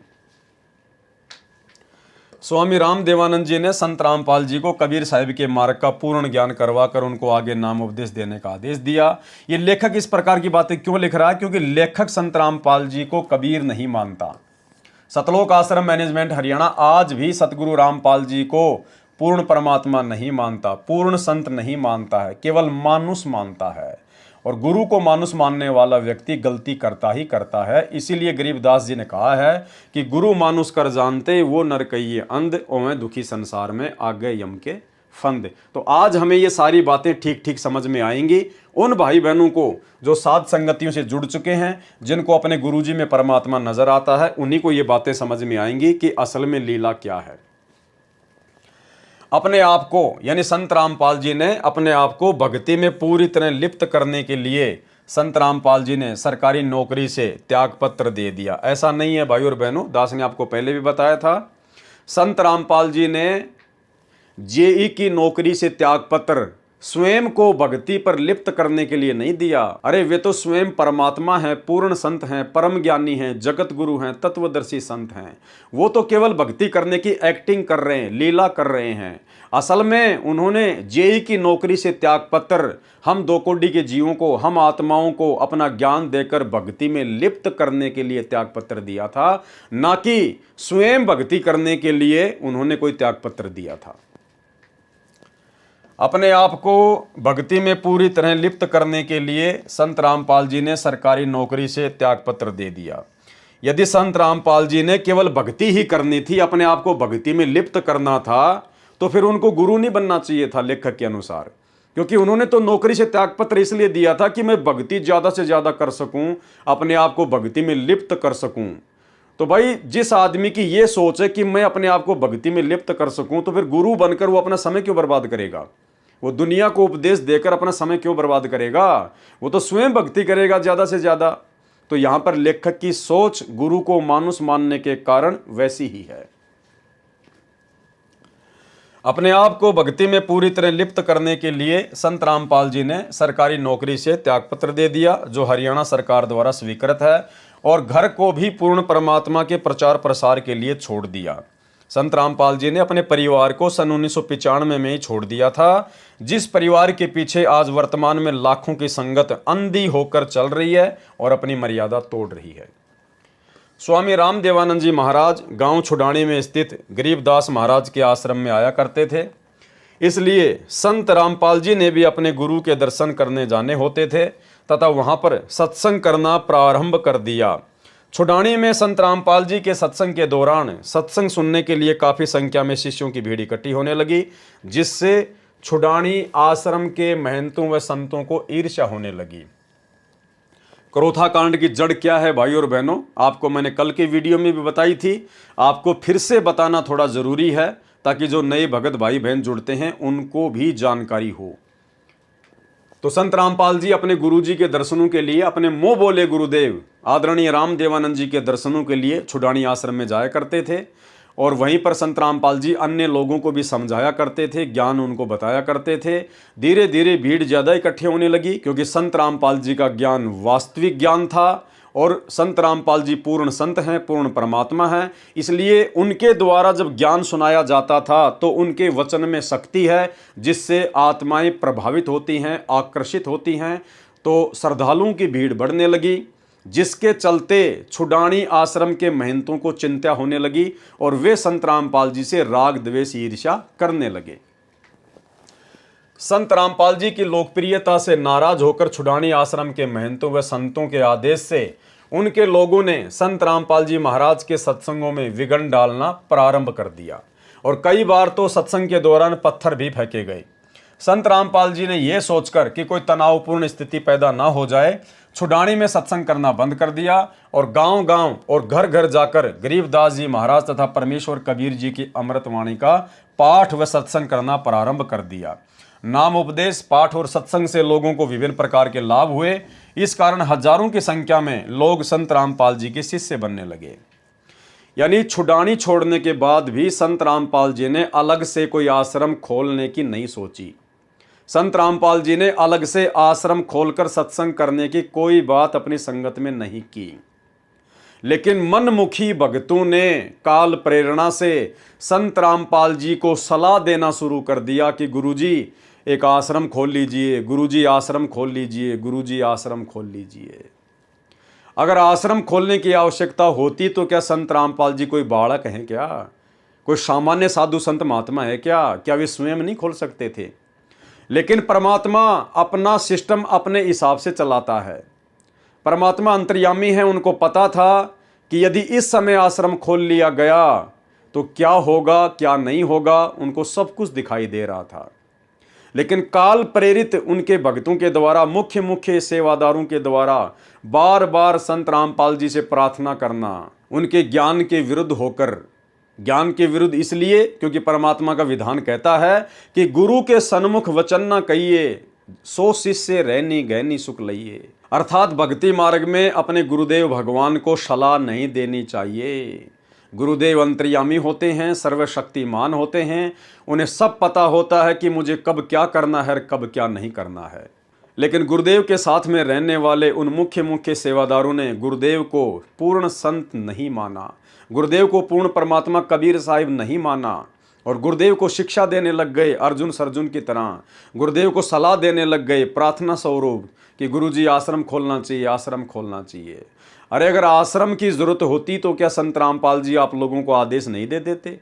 क्या संत रामपाल जी आप लोगों को नहीं बताते अगर आश्रम की आवश्यकता होती तो? लेकिन संत रामपाल जी अपने हिसाब से अपना कार्य करना चाहते थे, लेकिन बीच में काल प्रेरित जीवों ने टांग अड़ाना शुरू कर दिया और भाई और बहनों उसी का नतीजा आगे चलकर ये करोथा कांड हुआ। देखिए सन 1999 में शिष्यों ने यानी भक्तों ने सतगुरु संत रामपाल जी से प्रार्थना की कि वह एक अपना अलग से आश्रम बनाए। जो मुख्य सेवादार थे गुरुदेव के साथ में, उनका भाई ये बसंत सैनी जैसे, ये पुरुषोत्तम सैनी जैसे, इन लोगों ने गुरुदेव को सलाह देनी शुरू कर दी कि गुरुजी एक अलग से आश्रम बनाया जाए, एक अलग से आश्रम खोला जाए। सन 1999 में शिष्यों ने सतगुरु संत रामपाल जी से प्रार्थना की कि वह एक अपना अलग से आश्रम बनाए ताकि भक्तों को दर्शन और भक्ति के लिए एक सार्वजनिक स्थल उपलब्ध हो सके। भाई भक्तों को दर्शन क्या पहले नहीं मिल रहा था? अरे भैया, परमात्मा ने छुडानी में आश्रम करना बंद कर दिया और उसके बाद परमात्मा गांव-गांव जाकर, नगर-नगर जाकर अपना सत्संग कर रहे थे। तुम लोग खुद ही तो लिख रहे हो। और गांव-गांव और घर-घर जाकर गरीबदास जी महाराज तथा परमेश्वर कबीर जी की अमृतवाणी का पाठ व सत्संग करना प्रारंभ कर दिया। तो क्या भक्तों को आशीर्वाद नहीं मिल रहा था? क्या भक्तों को गुरु जी के दर्शन नहीं हो रहे थे? लेकिन काल प्रेरणा से इन्होंने गुरुदेव को सलाह देना शुरू कर दिया आश्रम खोलने के लिए। और फिर क्या किया उन लोगों ने? शिष्यों ने गांव करोथा जिला रोहतक में एक जमीन के टुकड़े का प्रबंध किया और महाराज जी से अनुरोध किया कि आप वहां पर एक आश्रम बनाइए। खुद ही मनमुखी रूप से, खुद ही विचार विमर्श करके, सलाह करके, मनमुखी होकर उन मुख्य सेवादारों ने, सतलोक आश्रम के मैनेजमेंट ने गांव करोथा में, जहां पर करोथा आश्रम बना हुआ है, उस जमीन का प्रबंध किया और फिर गुरुदेव से कहा कि अब आप वहां पर आश्रम खोलिए। शिष्यों ने गांव करोथा जिला रोहतक में एक जमीन के टुकड़े का प्रबंध किया और महाराज जी से अनुरोध किया कि आप वहां पर एक आश्रम बनाइए। सर्व संगत के सहयोग से गांव करोथा में सतलोक आश्रम का निर्माण हुआ और उसका प्रबंध बंदी छोड़ भक्ति मुक्ति ट्रस्ट के हवाले किया। जब आश्रम का निर्माण हो ही रहा था, अब देखो भाई और बहनों, गुरु को शिक्षा देने का नतीजा, गुरु को सलाह देने का नतीजा, जबरदस्ती भक्ति मार्ग में टांग अड़ाने का नतीजा। हमने यही शिक्षा लेनी है भाई और बहनों। हम जीव हैं, दो कोटि के प्राणी हैं, हमारी कोई औकात नहीं है। जैसा गुरुजी हमें आदेश करें, हमने केवल उसी हिसाब से भक्ति मार्ग पर चलना है। फालतू का वाद विवाद, गुरुजी के सामने ज़्यादा बोलना, चटर पटर बोलना या उनको कोई सलाह देना, ये बिल्कुल भी नहीं। हमने केवल गुरुदेव के सामने जाना होता है सत्संग सुनने के लिए, और जैसा गुरुजी हमें आदेश दें वो सिरोधारिये और चुपचाप उल्टे पैर अपने घर चले आना है। इससे ज़्यादा यदि अपने आप में डेढ़ शाने बनोगे, जैसे करोथा आश्रम मैनेजमेंट के मुख्य भगत बने हुए थे, तो काम बिगड़ेगा ही बिगड़ेगा, बिगड़ेगा ही बिगड़ेगा। जबरदस्ती इन्होंने काल प्रेरणा से अपनी मनमानी करते हुए और ये सतलोक आश्रम करोथा का निर्माण करवाया, जबरदस्ती। भाई और बहनों, ये सृष्टि रचना का ज्ञान परमात्मा ने इसीलिए दिया है कि हम लोग अचिंत की तरह गलती ना करें। वो सृष्टि रचना कोई बच्चों का लेख नहीं है कोई। स्वयं कबीर साहिब, सतगुरु रामपाल जी, भगवान ने हमें वो ज्ञान सुनाया है, बताया है, पुस्तकों में सृष्टि रचना को लिखा है। शिक्षा के लिए, इतिहास हमेशा शिक्षा के लिए पढ़ाया जाता है। तो जैसे ही भक्तों ने मनमानी करके और आश्रम का कार्य पूरा किया, उसके बाद क्या हुआ? जब आश्रम का निर्माण हो ही रहा था तो छुडानी आश्रम के महंतों को ये अच्छा नहीं लगा और उन्होंने सतलोक आश्रम में गड़बड़ी करवाने के लिए असामाजिक तत्वों को भेजना शुरू कर दिया। ये है मनमानी करने का नतीजा। भाई, तुम्हारे को किसने कहा था कि आश्रम खोला जाए? तुम भक्तों को किसने कहा था कि आश्रम का प्रबंध करो? तुमने खुद अपनी मनमानी करते हुए आपस में विचार विमर्श करके गुरुजी को सलाह देना शुरू कर दिया। तुमने खुद ही जमीन का इंतजाम किया और तुम लोगों ने खुद ही आश्रम का निर्माण करवाया, और उसके बाद में काल प्रेरणा से काल ने अपने दूतों को उकसाना शुरू कर दिया और आश्रम में गड़बड़ी करवाना शुरू कर दिया। यानी वहीं से संत रामपाल जी के सिर में दर्द होना शुरू हो गया, अपने ही मुख्य भक्तों की नादानियों के कारण, नासमझियों के कारण, गुरु को मानुष मानने के चलते। तो छुडानी आश्रम के महंतों ने असामाजिक तत्वों को भेजना शुरू कर दिया ताकि उनको परेशान किया जा सके। उन्होंने पैसा मांगना और दूसरे गैर वाजिब मांगे करनी शुरू कर दी, जिन बातों से संत रामपाल जी को काफी परेशानियों का सामना करना पड़ा। क्यों करना पड़ा? उन भक्तों की नादानी के कारण। अगर वो गुरुजी को सलाह ना देते, जबरदस्ती करोथा आश्रम ना खुलवाते, क्योंकि परमात्मा तो अपने हिसाब से गांव-गांव जाकर सत्संग कर ही रहे थे, अपना काम कर ही रहे थे। अगर उन्होंने आश्रम खोलने की आवश्यकता होती तो वो तो 50 आश्रम खोल देते भाई। लेकिन भाई और बहनों, गुरु को मानुष मानने के चलते ये गलतियां होती हैं। देखो, आज आपको तीसरी बार फिर से वो छोटा सा वीडियो दिखाएंगे जिसमें गुरुदेव ने कहा कि आप अपने गुरुजी के साथ में भी रह रहे हैं, और यदि आप गुरुजी को अपने जैसा ही मानुष मानोगे, एक व्यक्ति मानोगे, एक साधारण संत मानोगे, तो कभी न कभी आपके मन में दोष आएगा, और दोष आएगा तो काल प्रेरणा से गलती होगी। सुनिए, परमात्मा बताते हैं, गुरु मानुष कर जानते ते नर कहिए अंधे, ओवे दुखी संसार में आगे यम के फंदे। गुरु को मानुष कर जानते तो ते नर कहिए अंधे, और फिर होवे दुखी संसार में, फिर काल के फंद। पुणात्मा, हमने गुरुजी को परमात्मा मानना पड़ेगा। परमात्मा मानने से हमारी यह प्रॉब्लम सोल्व होएगी, नहीं तो नहीं हो सकती। हम अपने ही जैसा गुरु को माने, एक मानुष रूप मान करके हम यदि उसके साथ रहेंगे तो कभी ना कभी दोष आपके मन में आवेगा। तो इसी प्रकार ये जितने भी लोग जो सतलोक आश्रम करोथा में रहा करते थे, गुरुदेव के ज़्यादा नज़दीक थे, इन लोगों ने कभी भी सतगुरु रामपाल जी को परमात्मा के रूप में नहीं लिया, आम संत के रूप में लिया, मानुष ही माना अपने जैसा। और अंत में गुरुदेव का तो विधान है कि गुरु जी के साथ में भी रहोगे तो भैया कभी न कभी काल गलती करवाएगा यदि उनको मानुस मानोगे तो, और गलतियां काल ने करवा दी। जिन बातों से संत रामपाल जी को काफी परेशानियों का सामना करना पड़ा, यानी अपने भक्तों की नादानियों के कारण संत रामपाल जी को परेशानियों का सामना करना पड़ा। छुडानी आश्रम के महंतों ने डिगल गांव के 40-50 बदमाशों को पूर्णिमा सत्संग के दौरान बदनीयत से सतलोक आश्रम में भेजा। अरे अगर आश्रम खुलता ही नहीं, तुम अगर जबरदस्ती आश्रम के लिए परमात्मा को सलाह ना देते तो कहां से डिगल गांव के 40-50 बदमाश पूर्णिमा के सत्संग में सतलोक आश्रम में आते। अरे ना होता बांस और ना बजती बांसुरी, लेकिन तुम लोगों ने जबरदस्ती अपनी मनमानी करके खुद तो परेशान हुए साथ में सतगुरुदेव भगवान के मिशन को भी तुमने नुकसान पहुंचाया। छुडानी आश्रम के महंतों ने डिगल गांव के 40-50 बदमाशों को पूर्णिमा सत्संग के दौरान बदनीयत से सतलोक आश्रम में भेजा। सन 2001 में बदमाशों ने कच्छे पहनकर और शरीर पर तेल लगाकर आश्रम पर आक्रमण किया। तो फिर तुम क्या कर रहे थे? तुम कौन से भगत थे? तुम्हारे मेरे उन बदमाशों में क्या अंतर था भाई? वो बेचारे अज्ञानता के कारण बदमाशी कर रहे थे, और तुम्हें ज्ञान होने के बावजूद भी तुमने जबरदस्ती गुरुजी के साथ में बदमाशी की। गुरुजी को सलाह देना भक्ति मार्ग में, गुरुजी के साथ में मजाक करना है, बदमाशी करना है। तो उन गुंडों में और तुम्हारे में, सतलोक आश्रम करोथा मैनेजमेंट वालों में क्या अंतर था भाई? किसने इनको इनवाइट किया?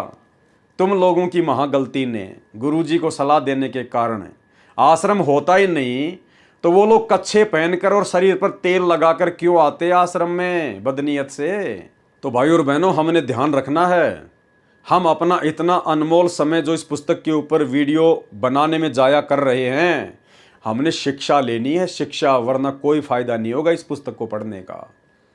अगर भक्ति मार्ग पर सफल होना है, इसी मनुष्य जन्म में सतलोक प्राप्ति करनी है, गुरु को खुश करना है, गुरु की नज़रों में पाक साफ रहना है, गुरु के चरणों में जगह बनानी है, तो भाई हमने अपने ही गुरु भाई बहनों की तरह, जो कि गुरु जी के साथ में रहा करते थे, मुख्य सेवादार थे, हमने उनकी तरह गुरु को मानुष मानकर जरा सी भी गलती वर्तमान में नहीं कर देनी है।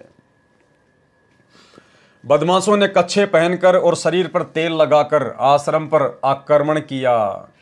सतलोक आश्रम के भक्तों ने 5-6 बदमाशों को पकड़ा और उनके खिलाफ थाना सदर रोहतक में केस दर्ज करवाया। पुलिस महकमे ने सुरक्षा का खतरा देखते हुए संत रामपाल जी और आश्रम की सुरक्षा के लिए 2 गनमैन तैनात किए। संत रामपाल जी ने उसके पश्चात कबीर साहिब के ज्ञान का प्रचार प्रसार जोर शोर के साथ करना प्रारंभ कर दिया, और उनके द्वारा विभिन्न पाखंडी पंथों और तथा कथित सामाजिक संगठनों की कमियों का भांडाफोड़ हुआ। इससे तथा कथित संतों और महंतों के द्वारा दिए गए ज्ञान के खोखलापन का भी लोगों को ज्ञान हुआ, तथा सतलोक आश्रम करोथा में पहुंचकर उपदेश ग्रहण करके शिष्य बनने लगे। कबीर परमेश्वर जी की वाणी तथा शास्त्रों में प्रमाणित तथ्यों से अन्य संतों के विचारों की तुलना संत रामपाल जी महाराज द्वारा की गई। उन तथा कथित संतों, महंतों व महर्षियों के विचार सदग्रंथों के विपरीत थे, जिन्हें प्रत्यक्ष देखकर शिक्षित भगत समाज उन नकली ज्ञान बताने वाले पंथों, संतों व महर्षियों के समूह से निकलकर संत रामपाल जी महाराज से उपदेश ग्रहण करने के लिए आने लगे। कुछ ही वर्षों में संत रामपाल जी महाराज के अनुयायियों में अद्वितीय वृद्धि हुई, जिसकी वजह से ये सभी तथा कथित संत, महंत, सामाजिक संगठन इत्यादि संत रामपाल जी की जान के दुश्मन बन गए। लेकिन इसके साथ साथ संत रामपाल जी के शिष्यों की संख्या दिन प्रतिदिन बढ़ती गई, और उनके तत्व ज्ञान को समझकर उनके शिष्यों की संख्या लाखों में पहुंच गई। संत रामपाल जी ने सन 2003 में आस्था तथा साधना चैनलों के माध्यम से सत्य ज्ञान देना शुरू किया और पाखंडी संत महात्माओं द्वारा दिए गए ज्ञान का पर्दाफाश किया। क्योंकि संत रामपाल जी के उपदेशों का मुख्य आधार कबीर वाणी, गरीबदास वाणी, दादू साहिब वाणी और गुरु नानक वाणी तथा वेद और श्रीमद् भगवत गीता और पुराण है, जिससे सभी प्रकार के पाखंडों और भ्रमित करने वाले ज्ञान की त्रुटियां उजागर होती हैं। संत रामपाल जी ने अपनी पुस्तक गहरी नज़र गीता में यथार्थ रूप से गीता ज्ञान का टीकाकरण किया। इसी प्रकार संत रामपाल जी ने परमेश्वर का सार संदेश नामक पुस्तक में कबीर वाणी और शास्त्रों के आधार पर सद्ज्ञान दिया। आस्था चैनल पर दिए गए उपदेश संत रामपाल जी ने परिभाषा प्रभु की के शीर्षक से एक पुस्तक भी समाज के सामने रखी। इस तत्व ज्ञान के उजागर करने से संत रामपाल जी के दुश्मन और बढ़ गए और उनको धमकियों भरे पत्र और टेलीफोन आने लगे, जिसके बारे में पुलिस को भी सूचना भेजी गई और उच्च न्यायालय व सर्वोच्च न्यायालय के जरिए भी सुरक्षा बढ़ाने की मांग की गई। ये होता है गुरु को मानुष मानना। जब संत रामपाल जी ने अपने सत्संगों में नकली साधु संत महात्माओं की कमियों को उजागर किया, उनके अज्ञान का पर्दाफाश करना शुरू किया, तो लेखक के अनुसार संत रामपाल जी के पास में धमकी भरे फ़ोन कॉल्स आने लगे और लेटर आने लगे। उसके बाद में माननीय उच्च न्यायालय से यानी हाई कोर्ट से संत रामपाल जी को सुरक्षा देने के लिए गुहार लगाई गई। ये होता है गुरु को मानुष मानना। अरे सृष्टि की सर्वशक्तिमान शक्ति तुम्हारा गुरु अगर एक फूंक मार दे तो 21 ब्रह्मांड ना जाने कहां जाके उड़े, कहां जाके गिरे। जिनके आधे बाल के बराबर भी पूरी सृष्टि नहीं है, ऐसे परम संत को ना पहचान कर उनको अपने जैसा एक मानुष मानकर और उन सतलोक आश्रम करोथा के मुख्य सेवादारों ने हाई कोर्ट में अर्जी लगाई कि साहब संत रामपाल जी की जान को खतरा है, उन्हें कोई भी मार सकता है, हमारे को सुरक्षा मुहैया करवाई जाए। ये होता है भाई और बहनों गुरु को मानुष मानना। क्या वर्तमान में आप जी ये हरकत कर सकते हो? अरे ये सोचने से पहले हमारे प्राण निकल सकते हैं, लेकिन हम ये हरकत नहीं कर सकते। हमें इस परम शक्ति की पहचान हो गई है कि ये तो सर्व सृष्टि का तीनों लोकों में प्रवेश करके भरण पोषण करता है। ये तो सबका ध्यान रखने वाला परमात्मा है, सबको कर्म आधार से सुरक्षा मुहैया कराने वाला परमात्मा है। राष्ट्रपति और प्रधानमंत्री तक की सुरक्षा यही कबीर परमात्मा सतगुरु रामपाल जी उनके कर्म आधार से करते हैं। और ऐसी परम शक्ति के लिए उनको मानुष मानकर उनके साथ में रहने वाले उनके भगत उनकी जान को खतरा देखते हुए और हाई कोर्ट से सुरक्षा की मांग कर रहे हैं कि हमारे गुरु जी को कोई मार ना दे। भाई और बहनों, ये होता है गुरु को मानुष मानना। इसलिए आप और हमारे ऊपर एक बहुत बड़ी मेहर की है गुरुदेव ने कि परमात्मा ने हमें साध संगति से जोड़कर हमारी बुद्धि खोल दी। आज हमें इस परम सत्ता, इस परम शक्ति की पहचान हो पाई इन्हीं के आशीर्वाद से। आप और हमारा बहुत बड़ा सौभाग्य भाई और बहनों। अगर हम इन्हीं लोगों के पीछे लगे होते आज यदि हम 2014 बरवाला कांड के बाद अगर इसी सतलोक आश्रम मैनेजमेंट हरियाणा के पीछे लगे होते बाकी संगत की तरह, तो हमारी भी आज यही सोच होती अपने गुरु जी को लेके। आज हम भी अपने गुरु को मानुष ही मानते। जिस प्रकार वर्तमान में सतलोक आश्रमों से जुड़ी हुई 90% संगत और आश्रम मैनेजमेंट संत रामपाल जी को केवल पहले की तरह एक मानुष ही मानता है। और इस बात का भी जीता जागता प्रमाण, जीता जागता उदाहरण बरवाला कांड 2014 के समय जो भ्रष्ट जज कुमारक पर नामक पुस्तक लिखी गई थी भक्तों के द्वारा। जब हम उस पुस्तक को पढ़ेंगे तो भाई और बहनों आप जी माथे में थप्पी मारोगे कि हे परमात्मा, आपके परिवार के द्वारा, आपके बेटा बेटी भाई बंधु रिश्तेदारों के द्वारा, इन बड़े बड़े कोऑर्डिनेटरों के द्वारा आपकी 15-15, 20-20, 25-25 साल से जो संगति की गई है, इतने दिनों से, इतने वर्षों से ये लोग दिन रात आपके साथ में रहते थे और परमात्मा ये लोग आपको रत्ती भर भी नहीं समझ पाए, रत्ती भर भी। आज भी इन लोगों की सोच आप जी के प्रति एक मानुष वाली है। उस पुस्तक से भाई और बहनों बिल्कुल क्लियर हो जाएगा कि सतलोक आश्रम मैनेजमेंट हरियाणा संत रामपाल जी को केवल एक मानुष के अलावा कुछ नहीं मानता, जिसके बारे में पुलिस को भी सूचना भेजी गई और उच्च न्यायालय व सर्वोच्च न्यायालय के जरिए भी सुरक्षा बढ़ाने की मांग की गई। उच्च न्यायालय ने अदायगी के आधार पर अतिरिक्त पुलिस सुरक्षा देने के आदेश भी पारित किए। उच्च न्यायालय ने कहा कि भैया आपको खर्चा देना पड़ेगा, हम आपको 2-4 पुलिस वाले दे देंगे, लेकिन खर्चा आपको देना पड़ेगा। इसके अतिरिक्त अपने शास्त्र विरुद्ध ज्ञान का पर्दाफाश होने का खतरा भांपते हुए तथा कथित संतों और महंतों ने आस्था और साधना चैनलों पर संत रामपाल जी के प्रवचनों का प्रसारण बंद करवा दिया। इसके पश्चात संत रामपाल जी ने अपने ज्ञान के प्रचार प्रसार के लिए बड़े बड़े शहरों में विशाल सत्संग करने शुरू कर दिए, जिसके द्वारा कबीर साहब द्वारा दिए गए सच्चे ज्ञान का जोर शोर से प्रसार किया और अपने सदग्रंथों में छुपी सच्चाई को दुनिया के सामने रखा। देखो भाई और बहनों, आ गई वही बात जो संत रामपाल जी चाहते थे। छुडानी आश्रम से हटने के बाद जो संत रामपाल जी अपने हिसाब से अपने स्तर पर जो ज्ञान प्रचार कर रहे थे, अंत में उनको वही शुरू करना पड़ा। लेकिन बीच में उन भगतों ने टांग अड़ा दी आश्रम खुलवा कर। वो आश्रम खोलने के बाद भी संत रामपाल जी ने वही काम किया जो काम संत रामपाल जी अपने मिशन के तहत पहले कर रहे थे। यानी पहले सतगुरु रामपाल जी गांव गांव में जाकर, नगर नगर में जाकर सत्संग करते थे, ज्ञान प्रचार करते थे, और बाद में भी भाई और बहनों उनको वही करना पड़ा। क्या लिख रहा है लेखक? इसके पश्चात संत रामपाल जी ने अपने ज्ञान के प्रचार प्रसार के लिए बड़े बड़े शहरों में विशाल सत्संग करने शुरू कर दिए।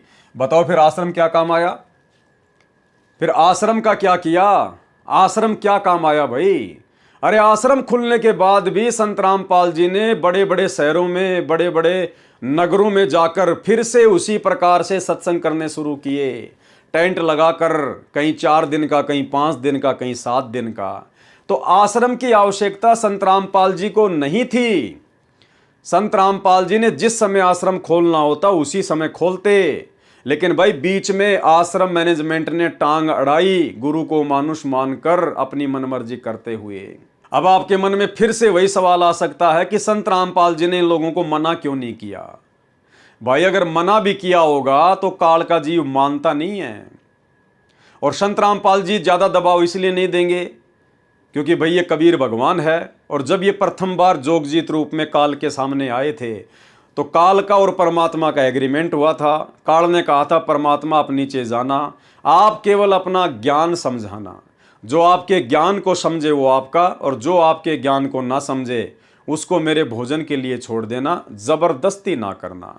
तो संत रामपाल जी जबरदस्ती नहीं करेंगे, क्योंकि भगवान ही यदि अपने एग्रीमेंट को तोड़ेगा तो भाई फिर धरती पर न्याय कहाँ रहेगा। तो इस आधार से सतगुरु रामपाल जी ज़्यादा दबाव नहीं देते थे, लेकिन वो समझाते अवश्य थे। उनका समझाने का तरीका क्या है? क्योंकि ये भगवान है, और भगवान का समझाने का तरीका सीधे तौर पर नहीं होता। क्योंकि जीव को यदि सीधे तौर पर कोई कड़वी बात बोल दी जाए तो वो परमात्मा से कोसों दूर हो जाता है। 650 साल पहले भी यही कबीर परमात्मा थे, और जब 64 लाख इनके शिष्य हो चुके थे, और जो इनके आसपास में रहा करते थे मुख्य मुख्य सेवादार, जब उनको अहंकार हो गया था, वो मान बढ़ाई में आ गए थे। और जब एक गणिका बहन जो कि पेशे से वेश्यावृत्ति का काम करती थी, जब उसने सत्संग सुने, उसको ज्ञान समझ में आया, तो वो बहन आश्रम में आने लगी। परमात्मा ने कहा कि बेटी रोज आया कर, वो रोजाना आने लगी। अब उस बहन के आश्रम में आने से पूरे नगर में ये खबर फैल गई, सुरसराहट शुरू हो गई कि भाई अब आश्रम में कुछ होने वाला है, क्योंकि आश्रम में तो गंदी गंदी औरतें भी जाती हैं। महाराज जी के ऊपर उंगलियां उठने लगी। तो जो आश्रम के मुख्य मुख्य भगत थे, जो गुरु को मानुष मानते थे, उन्होंने महाराज जी को शिक्षा देनी शुरू कर दी कि गुरुजी ये बदनाम औरत आश्रम में आती है, आश्रम की बदनामी करवाएगी। और उस गणिका बहन को भी परेशान करने लगे कि तू आश्रम में मत आया कर, उसको डराने लगे, धमकाने लगे कि तेरे आश्रम में आने से आश्रम की बदनामी होती है, गुरुजी की थू-थू हो रही है। फिर वो बहन एक दिन परमात्मा का सत्संग सुनते सुनते उनके सामने रोने लग गई। तो कबीर परमेश्वर ने कहा कि बेटी क्या बात है, क्यों रो रही है? काफ़ी देर बाद उसने बताया कि परमात्मा ऐसी ऐसी बात है, अब मुझे तो ऐसा ज्ञान हो गया कि मैं तो इसके बिना रह नहीं सकती, मुझे तो मेरे पाप कर्म दिखाई दे रहे हैं, और परमात्मा मेरी तो ज़्यादा से ज़्यादा सत्संगों में आने की इच्छा होती है ताकि मेरे पाप जल्दी से कटें। लेकिन आश्रम में कुछ भगत भाई हैं जो मुझे बहुत गंदा बोलते हैं, मेरे को आश्रम में आने से मना करते हैं, दबाव डालते हैं, डराते हैं, धमकाते हैं कि तू गुरुजी की बदनामी का कारण बनेगी। तो कबीर परमेश्वर ने कहा कि बेटी उनका नाम बता, लेकिन उस बहन ने नाम नहीं बताया। कहा जी मेरे को तो जो भी मिलता है सब ऐसे ही बोलते हैं। अब कबीर जी तो अंतर्यामी थे, भाई 650 साल पहले वाले उस दाढ़ी मूंछ वाले को यदि आप जी कबीर मानते हो, पूर्ण परमात्मा मानते हो उस फोटो को, तो वो तो अंतर्यामी थे। चलो आप लोगों की नज़रों में संत रामपाल जी तो अंतर्यामी नहीं है, ये तो कबीर जी नहीं है और ना आप इनको मानते। लेकिन जो 650 साल पहले आए थे जिस रूप में, दाढ़ी मूंछ वाले रूप में, वो तो अंतर्यामी थे। उनको तो पता था ना कि कौन कौन भगत है जो इनको दुखी करते हैं, परेशान करते हैं। लेकिन परमात्मा ने पता होने के बावजूद भी उनको अकेले में नहीं समझाया, उन सेवादारों को अलग से बुलाकर उनको नहीं समझाया, क्योंकि मालिक को पता था कि ये गुरु को मानुष मानते हैं, ये ज्ञान को आधार बनाकर भक्ति नहीं कर रहे। अगर मैंने जरा भी इनको सच्ची बात बोल दी, कड़वी बात बोल दी, तो ये नाराज हो जाएंगे और भक्ति छोड़ के चले जाएंगे। और परमात्मा चाहते ये जीव किसी भी प्रकार से भक्ति पे लगा रहे, देर सवेर कभी तो समझ में आएगी। तो परमेश्वर ने पता होने के बावजूद भी उनको स्पष्ट रूप से ना कहकर और सत्संग के माध्यम से संकेत किया कि भाई कोडी हो चाहे संत बंदगी कीजिए, और हो वैश्या के विश्वास चरण चित दीजिए। अगर कोई कोडी व्यक्ति भी यदि सत्संग में आता है तो उसे नफरत नहीं करनी चाहिए। और यदि कोई वैश्या जो पहले वैश्या का काम करती थी, और अगर उसको ज्ञान समझ में आ जाए और यदि वो सत्संग में आने लग जाए तो उससे नफरत नहीं करनी चाहिए, अपनी बहन की दृष्टि से देखना चाहिए। अगर वो सत्संग में ज़्यादा से ज़्यादा आएगी नहीं, ज्ञान को सुनेगी नहीं, तो उसके पाप कर्म कैसे कटेंगे, कैसे हल्के होंगे। लेकिन भाई और बहनों, गुरु को मानुष मानने वाला प्राणी गुरु के संकेतों को भला कैसे समझ सकता है। गुरु के संकेतों को समझना कोई सामान्य जीवों की बस की बात नहीं है। तो 650 साल पहले भी परमात्मा ने संकेत ही किया, काल के साथ किए गए अपने एग्रीमेंट के अनुसार। तो वर्तमान में भी तो सतगुरु रामपाल जी के रूप में वही कबीर परमात्मा धरती पर प्रकट है 8 सितंबर 1951 से। फिर भला वो परमात्मा सतलोक आश्रम करो था मैनेजमेंट के उन नान समझ भक्तों को, जब उन्होंने बार बार सतगुरु को आश्रम खोलने की सलाह दी, तो भला गुरुजी उनके साथ में कैसे जबरदस्ती करते। मालिक को पता था कि इनके मन में तो काल प्रेरणा से आश्रम खोलने की जिद बैठ चुकी है, और यदि मैं इनको मना कर दूंगा तो ये भक्ति से भी दूर हो जाएंगे। तो परमात्मा ने विशेष तौर पर कोई ज़्यादा दबाव नहीं दिया, लेकिन परमात्मा ने सत्संगों में कहने में कोई कमी नहीं छोड़ी। सत्संगों में परमात्मा अक्सर जिक्र कर ही दिया करते थे। एक छोटा सा आपको उदाहरण देते हैं भाई और बहनों। हमने भक्ति और भगवान पुस्तक में पढ़ा कि 2 भगत जो गुरुद्रोही हुए थे, एक तो संजय उर्फ कृष्णदास और दूसरा समुद्र दास उर्फ लीलू दास। लीलू दास वो भगत जो एक शब्द गाया करता था, वो हाथ में तुम्बा लेके, एक तारा लेके, कि हम थारी भक्ति पे कुर्बान गुरुजी धनाना वाले। तो भक्ति मार्ग में तुम्बा बजाना अलाउ नहीं है। संत रामपाल जी के यथार्थ 13वें कबीर पंथ में भक्तों के द्वारा अपने गुरुजी के सामने खड़ा होके ज्ञान देना, हाथ में तुम्बा लेके शब्द गाना, ये अलाउ नहीं है। लेकिन ये हरकत वो भगत उस समय क्यों करते थे? क्योंकि वो गुरु को मानुष मानते थे। जैसे दूसरे संतों के भगत उनको मानुष मानते हैं, इसी प्रकार वो भी गुरु को मानुष ही मानता था। लेकिन गुरुदेव ने उसको स्पष्ट रूप से नहीं कहा कि तू भाई ये तुम्बा रख दे, तू तुम्बा मत लेके आया कर, मेरे साथ चलना है तो तेरा एक तारा तेरे घर पे रख के आया कर, और भाई एक तारा विकतारा मत बजाया कर। अगर गुरुदेव उसको इस प्रकार से कह देते तो वो कभी दोबारा मिलता ही नहीं संगत में, वो घर बैठ जाता, क्योंकि वो गुरु को मानुष मानते थे, ज्ञान को आधार कोई बना के भक्ति नहीं करता था। शुरुआत में केवल संत रामपाल जी ने अपने कोटे से सुख दिए, इसलिए लोग जुड़े हुए थे, ज्ञान को आधार बनाकर कोई नहीं जुड़ा हुआ था। लेकिन सत्संग में गुरुदेव ने उसी के सामने इशारा किया।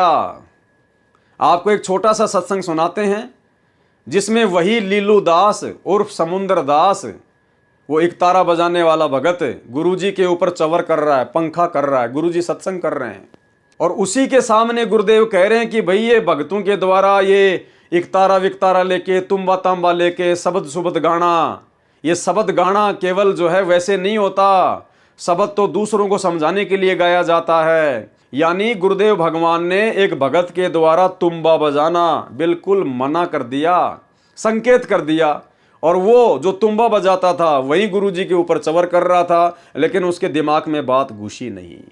सुनिए छोटा सा सत्संग। एक समय की बात। और सत्संग जो है एक दिन का बतेरा हो लागना होता है। जैसे आम भाषा में कहा करो ना भाई, गामकार ज्ञान का तो चमका ऐसा हो से थोड़े में लाग जाया करो, और ना तो फिर नहीं लगता, चाहे सारी उम्र फिर तो चिकने गड़े हो जाएंगे। थोड़े दिन में शब्द सीख लेंगे और शब्दा के फिर सारे टूल ले जाएंगे, एक तारे लेकर नरगढ़ बांध लेंगे, उनसे कोई लाभ नहीं होता। और शब्दा के फिर सारे टूल ले जाएंगे, एक तारे लेकर नरगढ़ बांध लेंगे, उनसे कोई लाभ नहीं होता। और शब्दा के फिर सारे टूल ले जाएंगे, एक तारे लेकर नरगढ़ बांध लेंगे, उनसे कोई लाभ नहीं होता। क्योंकि जिन संतों ने पाया, महाराज कहते हैं कि साकट को तो भारी लागे संतान नाल खिलौना, वो जो परमात्मा के नाम पर नहीं लग रहे उनके लिए तो भारा बात से, और जो राम नाम पर लगे उनको तो यानी खिलौना से। जब चाहो परमात्मा ने प्रकट कर लो, जब चाहो उससे काम ले लो, जो चाहो वो आपके लिए बालक की इतनी खड़ा रहेगा। तो यहां बताया कि ये सौदा फिरना ही संतो, ये सौदा फिरना है, ना तो मनुष्य शरीर है और ना भाई ये मकान और कमरे कोठी रहे। और हमारे सबसे बड़ी बीमारी यह है कि हमने सोचा हम सदा न्यूरांगे जैसे आज बैठे हैं। तो ठीक इसी प्रकार भाई और बहनों, ये आश्रम ना खोलने के विषय में भी ना जाने गुरुदेव ने उनको कितना संकेत किया होगा, लेकिन जो व्यक्ति अपने गुरु को मानुष मानता है वो संकेतों को नहीं समझ पाता काल प्रेरणा से। इसके पश्चात संत रामपाल जी ने अपने ज्ञान के प्रचार प्रसार के लिए बड़े बड़े शहरों में विशाल सत्संग करने शुरू कर दिए, जिसके द्वारा कबीर साहिब द्वारा दिए गए सच्चे ज्ञान का जोर शोर से प्रचार किया। देख लो जी, शहरों शहरों में भी जोर शोर से प्रचार हुआ, जोर शोर से। फिर आश्रम किस लिए खुलवाया भाई? क्योंकि परमात्मा ने तो वही करना था जो उनको करना होता है, लेकिन बीच में भक्तों ने टांग अड़ाई और अपने सदग्रंथों में छुपी सच्चाई को दुनिया के सामने रखा। इन सत्संगों को सुनकर और सच्चाई को समझकर संत रामपाल जी के शिष्यों में भारी संख्या में वृद्धि हो गई। यानी जितने लोग आश्रम खोलकर संत रामपाल जी की शरण में नहीं आए, लेखक कह रहा है कि भारी संख्या में वृद्धि होती चली गई। जब गुरुजी गांव गांव, नगर नगर, दूर दूर शहरों में जाकर सत्संग करने लगे 5 दिन का 7 दिन का, तो भारी संख्या में भक्तों की वृद्धि होती चली गई। इन सत्संगों को सुनकर और सच्चाई को समझकर संत रामपाल जी के शिष्यों में भारी संख्या में वृद्धि होती गई, जिससे तथाकथित संत और विशेषकर आर्य समाजी ज्यादा ही परेशान हो गए और उन्होंने सत्संगों में विघ्न डालना शुरू कर दिया, जिसके परिणाम स्वरूप जुलाई 2004 में यमुना नगर में चल रहे सत्संग पर आक्रमण करवाया गया, जिसमें संत रामपाल जी और उनकी संगत बाल बाल बची। भाई और बहनों, ये शब्द लिखना अपने गुरुदेव भगवान के विषय में सरासर गलत है। अरे जिस परम शक्ति का कोई बाड़ बाका नहीं कर सकता, जिसके अर्ध रूम पर सकल पसारा, ऐसा पूर्ण ब्रह्म हमारा, उस परम संत के विषय में उससे उपदेश लेने के बाद और ये लिखना कि जिसमें संत रामपाल जी और उनकी संगत बाल बाल बची। अरे संगत के बारे में तो लिखा जा सकता है क्योंकि संगत वाले तो जीव हैं, लेकिन संत रामपाल जी के विषय में यह शब्द यूज करना कि वे बाल बाल बचे, इसका मतलब आप अभी अपने गुरुदेव की महिमा से पूर्णतया परिचित नहीं हैं। आपने अपने गुरुदेव को उस परम शक्ति के रूप में देखना शुरू नहीं किया, अन्यथा यह शब्द एक भगत लिख ही नहीं सकता कि हमारे गुरुजी फला फला घटना में बाल बाल बच गए। ये तो एक जीव के लिए प्रयोग किया जाता, जीव के लिए। तो भाई और बहनों, ये है गुरु को मानुष मानना, ये शिक्षा लेनी हमने शिक्षा। हमने निकट भविष्य में कभी भी इस प्रकार के शब्दों का अपने गुरुजी के लिए प्रयोग नहीं करना है। ये तो 8 सितंबर 1951 से जब से प्रकट हुए तभी से कबीर भगवान है, परमात्मा है। आगे चलकर ये कब अपना खेल खेलते हैं, कभी ये आश्रम खोलते हैं, कभी ये ज्ञान प्रचार करते हैं, कभी ये उपदेश देना शुरू करते हैं, कभी ये सत्संग करना शुरू करते हैं, ये अपनी लीला अनुसार करते हैं। लेकिन अपने गुरुदेव भगवान के विषय में, जो कि स्वयं कबीर परमात्मा हैं, पूरी सृष्टि को रचने वाले हैं, जिनसे बढ़कर सर्वशक्तिमान तो छोड़िए, जिनके पासिंग भी कोई महान शक्ति इस ब्रह्मांड में नहीं है, सृष्टि में नहीं है, उनके विषय में ये शब्द यूज करना कि यमुना नगर के सत्संग में जब लोगों ने बदतमीजियां की तो संत रामपाल जी बाल बाल बचे। बाल बाल बचने का मतलब है वो तो कोई भगवान की दया थी, नहीं तो उसी दिन उनका राम नाम सत्य कर दिया जाता। अरे बाल बाल बचे नहीं, सतगुरु रामपाल जी परमात्मा ने संगत को बाल बाल बचाया। इन्होंने संगत को बाल बाल बचाया, ये बाल बाल नहीं बचे। ये तो परमेश्वर हैं, अंतर्यामी हैं, खुदा है। इनको कोई हाथ लगाने की सोच भी कैसे सकता है? इनको तो 21 ब्रह्मांड का स्वामी ज्योति निरंजन भी हाथ लगाने की नहीं सोच सकता मेरे भाई। आम जीव की तो औकात ही क्या है इनके सामने, जिसमें संत रामपाल जी और उनकी संगत बाल बाल बची। इसके पश्चात संत रामपाल जी ने खुले स्थानों पर सत्संग करना बंद कर दिया। क्यों बंद कर दिया भाई और बहनों? भाई समर्थ को तो किसी का डर है नहीं, चाहे लाख आ जाओ, चाहे 10 लाख आ जाओ, चाहे पूरी दुनिया क्यों ना आ जाओ, समर्थ को तो किसी का भय नहीं। निर्विकार निर्भय तू ही और शकल भयमान, सब पे तेरी साहिबी तुझ पे साहिब नाए। तो फिर संत रामपाल जी ने गांव गांव नगर नगर जाकर सत्संग करना बंद क्यों कर दिया? अपने उन्हीं विशेष सेवादारों की सलाह पर।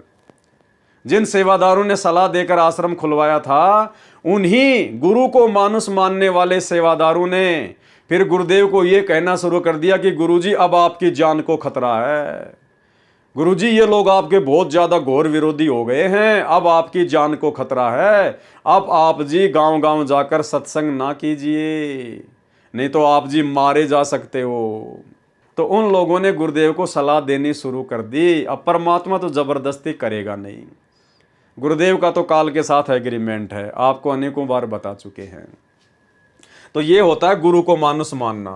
इसके पश्चात संत रामपाल जी ने खुले स्थानों पर सत्संग करना बंद कर दिया और अपने आश्रमों और समाचार पत्रों के माध्यम से सत्संग करना शुरू किया। संत रामपाल जी महाराज द्वारा सत्यार्थ प्रकाश पर की गई समीक्षा कृपया निम्न पढ़ें। संत रामपाल जी महाराज कहते हैं कि मैंने न तो आर्य समाज को बुरा बताया, क्योंकि हमारी आपस में रिश्तेदारियां हैं, मामा फूफी के भाई बहनें हैं, और न ही महर्षि दयानंद जी को बुरा बताया। बुरा बताया है सत्यार्थ प्रकाश के ज्ञान को, जो वास्तव में व्यर्थ है तथा इसका नाम मिथ्यार्थ प्रकाश होना चाहिए। ठीक इसी प्रकार भाई और बहनों, हम सत्सेवकों ने ना तो गुरुजी के बेटे को गलत बताया, ना बेटी को, ना भाई बंधुओं को, ना रिश्तेदारों को, ना किसी कोऑर्डिनेटर को। हमने यदि गलत बताया है तो उनके द्वारा गुरु को मानुष समझकर जो उनके ज्ञान विरुद्ध आचरण संगत से भी करवाए जाते हैं और जो स्वयं भी कर रहे हैं, उनके उन ज्ञान विरुद्ध घटिया आचरणों की हम निंदा करते हैं, जिन आचरणों को करवाने के पीछे काल ने इन लोगों को निमित्त बना रखा है। तो इसी प्रकार सतगुरु रामपाल जी ने ना तो किसी भी आर्य समाजी को बुरा बताया और ना ही महर्षि दयानंद जी को बुरा बताया। अगर बुरा बताया है तो उनके द्वारा जो सत्यार्थ प्रकाश पुस्तक लिखी गई है उसमें लिखी हुई अज्ञान को बताया है। जिन व्यक्तियों ने हमारे बीच में दरार पैदा करने की कुचेष्टा की है, वे कुछ मुट्ठी भर व्यक्ति हैं जो आर्य समाज की आड़ में आर्य प्रतिनिधि सभा बनाकर उसके अधिकारी बनकर प्रभुता बनाए हुए हैं। ठीक इसी प्रकार भाई और बहनों, सतगुरु रामपाल जी भगवान की संगत को सच्चाई ना समझने देने के पीछे ये मुट्ठी भर सतलोक आश्रम मैनेजमेंट हरियाणा के लोग हैं। ये चंद कोऑर्डिनेटर हैं जो अपने स्वार्थों में पूरी तरह से लिप्त हैं और उनको भय है कि यदि संगत तक सच्चाई पहुंच गई तो हमारा धार्मिक धंधा बंद हो जाएगा। उनके पास ज्ञान का उत्तर नहीं था, इसलिए उपद्रव करवाकर आपस में जनता को लड़वाकर अपनी पदवी बनाए रखना ही उद्देश्य था। आर्य समाज की एक सार्वदेशिक प्रतिनिधि सभा दिल्ली में भी है जो पूरे भारतवर्ष की संचालक है। उन्होंने इस सत्य ज्ञान का विरोध नहीं किया क्योंकि वे सत्य से परिचित हैं कि सत्यार्थ प्रकाश का ज्ञान व्यर्थ है। आर्य समाज की परिभाषा क्या लिखा जा रहा है? आर्य समाज के विषय में आर्य समाज की क्या परिभाषा है? आर्य का अर्थ श्रेष्ठ, अर्थात समाज का अर्थ समुदाय, वह समुदाय जो शराब, मांस, तंबाकू आदि नशीली वस्तुओं का सेवन न करता हो, चोरी जारी झूठ कपट से दूर हो, वह समुदाय आर्य समाज कहलाता है। तथा जो आर्य समाज के 10 नियमों का पालन करता हो, जिनमें चौथा नियम है। चौथा नियम क्या है आर्य समाज के नियमों में? जिनमें चौथा नियम है, सत्य का ग्रहण करो, असत्य का परित्याग करो। जो अपने आप को आर्य समाजी कहते हैं, वे आंखों देखकर भी सत्य को ग्रहण नहीं कर रहे कि वास्तव में सत्यार्थ प्रकाश का ज्ञान वेद ज्ञान विरुद्ध है तथा मिथ्या आलोचनाओं का पुलंदा है। ठीक इसी प्रकार भाइयों और बहनों, लेखक के द्वारा, भगत विजय दास के द्वारा आर्य समाज को तो उनके नियम याद दिलवाए जा रहे हैं कि तुम काहे के आर्य समाजी हो। तुम्हारे जो 10 नियम है, उन 10 नियमों में जो चौथा नियम है, तुम उस नियम की तो पालना करते ही नहीं कि सत्य को ग्रहण करो और असत्य का परित्याग करो। तो ठीक इसी प्रकार भाइयों और बहनों, सतलोक आश्रम मैनेजमेंट हरियाणा वालों को भी विचार करना चाहिए दुनिया को शिक्षा देने से पहले कि तुम काहे के आर्य समाजी हो। फिर आर्य समाजी का मतलब सर्वश्रेष्ठ समाजी, और संत रामपाल जी ने सच्चा आर्य समाजी केवल अपने भगत को बताया है। तो सतलोक आश्रम मैनेजमेंट हरियाणा फिर कहां से पक्का आर्य समाजी हो गया, कहां से पक्का संत रामपाल जी का अनुयायी हो गया, भगत हो गया? क्योंकि आप लोगों ने आर्य समाजियों को तो उनके 10 नियमों में से चौथा नियम याद दिला दिया कि ना तो तुम सत्य को स्वयं ग्रहण करते और ना तुमने असत्य का जो है परित्याग किया है। तो ठीक इसी प्रकार भाइयों और बहनों, हमने भी सतलोक आश्रम मैनेजमेंट हरियाणा को याद दिलाना चाहिए कि तुम कहां से सतगुरु रामपाल जी परमात्मा के सच्चे भगत हो गए भेरे। अरे तुम्हारे पंथ में जो 11 नियम चलते हैं, 11 नियम, 1 2 3 4 5 6 7 8 9 10 11, तुम्हारे नियम में जो 11 नियम चल रहे हैं, तो तुम कहां से छठे नियम की पालना कर रहे हो? तुम भी तो भाई इस 6 नंबर नियम की पालना नहीं कर रहे। जुआ ताश कभी नहीं खेलना है। अरे संत रामपाल जी ने तो ताश भी खेलने के लिए मना किया है कि भक्तों ने तो ताश भी नहीं खेलनी। और यदि कोई व्यक्ति ताश खेल रहा है तो उसके पास में बैठना भी नहीं है, अन्यथा मर्यादा खंडित होगी, गुरु जी का वचन टूटेगा। और इसके विपरीत आप सतलोक आश्रम मैनेजमेंट हरियाणा वालों ने, गुरुदेव के परिवार वालों ने धनाना गांव में 50 लाख रुपए का धनाना गांव के बच्चों के खेलने के लिए, उन बच्चों की श्वासें बर्बाद करवाने के लिए तुमने बैडमिंटन का स्टेडियम खुलवा दिया। अरे तुम भगत हो, तुम संत हो, तुम संत रामपाल जी के फॉलोवर हो। अरे तुम अपने गुरु जी के 11 नियमों में से, जो प्रथम नाम दीक्षा दी जाती है उस समय जो 11 नियम बताए जाते हैं, उनमें से जो छठे नंबर का नियम है कि जुआ ताश कभी नहीं खेलना, अरे तुमने तो दुनिया को खेलने के लिए स्टेडियम बना के दे दिए। तो तुम कहां से भगत हो गए भाई? तुम कहां से पक्के आर्य समाजी हो गए? तो भाइयों और बहनों, इसीलिए परमात्मा कहते हैं, करनी तज कथनी कथ है, अज्ञानी दिन रात, और कुत्ते जो भौंकत फिरे, सुनी सुनाई बात। ये खुद अपने पंथ के नियमों का पूर्णतया पालन नहीं करते हैं।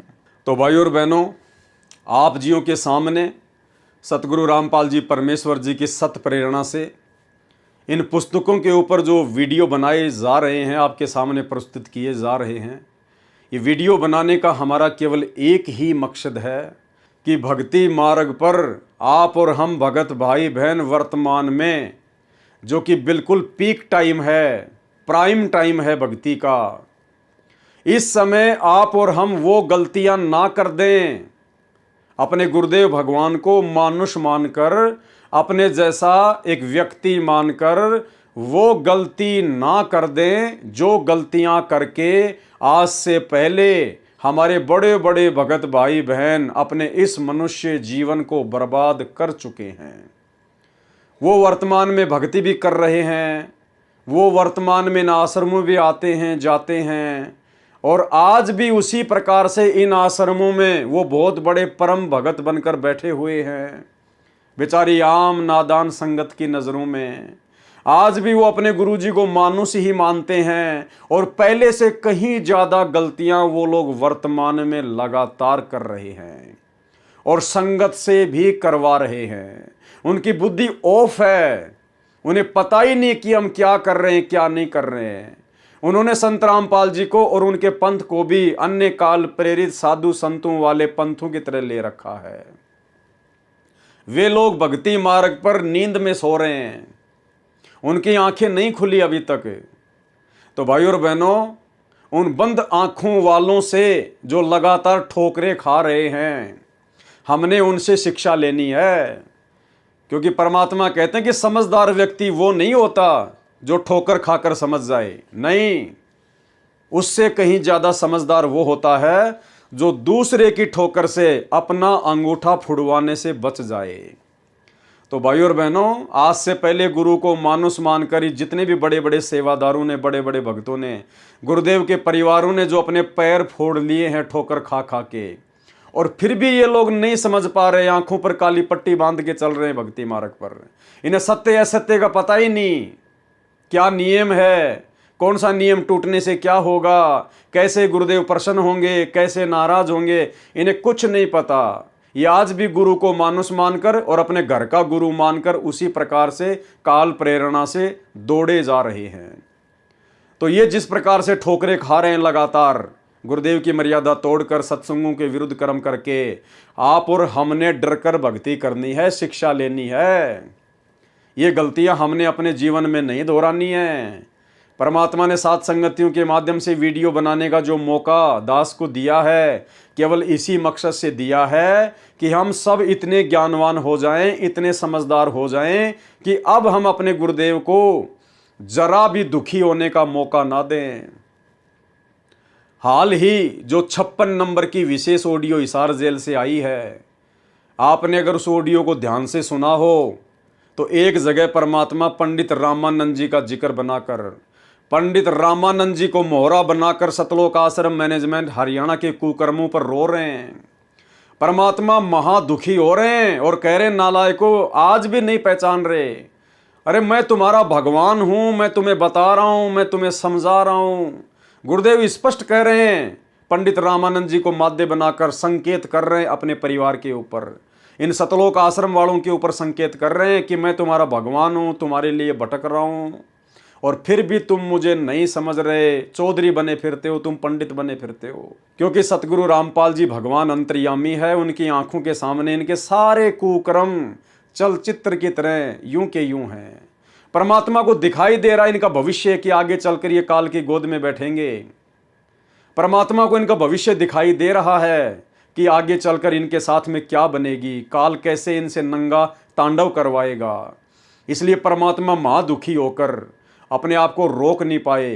रोते रोते परमात्मा कह रहे, मैं तुम्हारा भगवान हूं, मैं तुम्हारा परमात्मा हूं, तुम्हारे लिए भटक रहा हूं और तुम समझ नहीं रहे। पंडित रामानंद जी को मोहरा बनाकर अपने परिवार के कुकर्मों पर, सतलोक आश्रम मैनेजमेंट हरियाणा के कुकर्मों पर परमात्मा रो रहे हैं कि तुम अब भी नहीं पहचान रहे मुझे, अब भी नहीं पहचान रहे। सुनिए। और बच्चों, तुम उस प्रोसेस से गुजर के आ चुके हो, वो इसने खराब ना करियो, फिर ना बढ़ाइयो दाता की इस टेंशन को। तो कैसे खड़े हो बाप सारी बालिक, कैसे रो रहे हो खुदा के, सब कुछ बता रहा, और पाप आत्मा हम मानते नहीं, और ज्ञान भरा हमारे अंदर का पता नहीं, और विद्वान बन जाते हैं। मैं रोवत हूँ सृष्टि को, सृष्टि रोवत मोहे, गरीबदास इस वियोग को समझ सके ना को।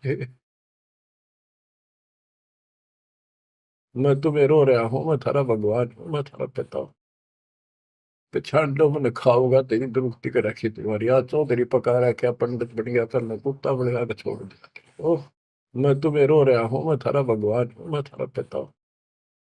पिछाड़ लो मैंने खाओगा तेरी दुरुक्ति कर रखी तुम्हारी, आज चौधरी पका रहा, क्या पंडित बन गया, करना कुत्ता बनेगा के छोड़ दिया। ओह, मैं तुम्हें रो रहा हूँ, मैं थारा भगवान हूँ, मैं थारा पिता हूँ।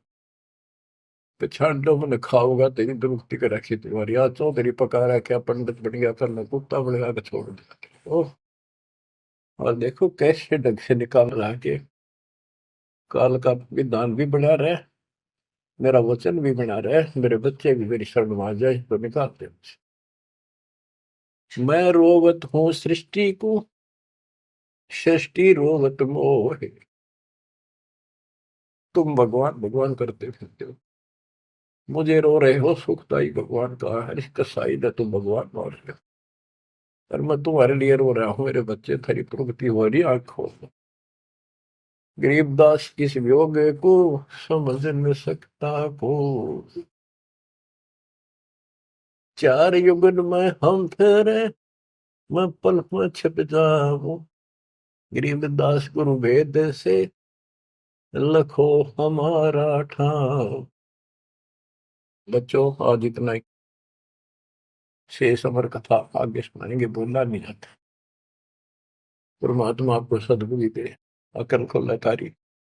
कित फंसे बैठे माचे आडो, 2 दिन का सांग है यो, पता नहीं कद फूक निकल जाएगी, कुत्ता बना के छोड़ देगा, सारे ठाट दरिया रह जाएंगे। उस समय निकालो, मालिक ने रजा बख्शी, कहां से बख्श रखी है तुम्हारे ऊपर, कैसी दया करिए, कोई बालक नहीं है वो, ताकि तुम्हें फिर से दर्द करे, तुम्हारा जीवन बचे, तुम्हें मोक्ष मिले। सत्साई। तो भाई और बहनों, सतगुरु को दुखी करने का ये मौका आप और हम साथ संगति वाले भाई बहनों ने शौपन में भी नहीं देना है। कहते हैं जिन बातों से गुरु दुख पावे, उन बातों को दूर भगावे। दूर उखाड़ के फेंक दो उन बातों को जिन बातों से हमारे गुरुदेव जरा भी नाराज हों। क्योंकि जिस मंदबुद्धि व्यक्ति ने इस कबीर परमेश्वर को, जो सतगुरु रूप में धरती पे आए हुए हैं, अगर जरा भी दुखी कर दिया, तो समझो उसका ये मनुष्य जीवन बर्बाद है, बर्बाद है। तो भाई और बहनों, हमने गलतियां करने से बचना है, इसीलिए परमात्मा ने सात संगतियां शुरू करवाई है कि वो पहले वाले भक्तों की गलतियां आपके सामने रखी जाएं और गुरुदेव को भी दुखी होने का मौका ना दें। तो आज ही हमारा पार्ट नंबर 3 था। पार्ट नंबर 4 के लिए कल रात्रि 9 बजे सभी भाई बहन लाइव जुड़िए। तब तक गुरुदेव भगवान हम सबको आशीर्वाद दें, इजाज़त दें। बंदी छोड़ सतगुरु रामपाल जी परमात्मा की जय हो।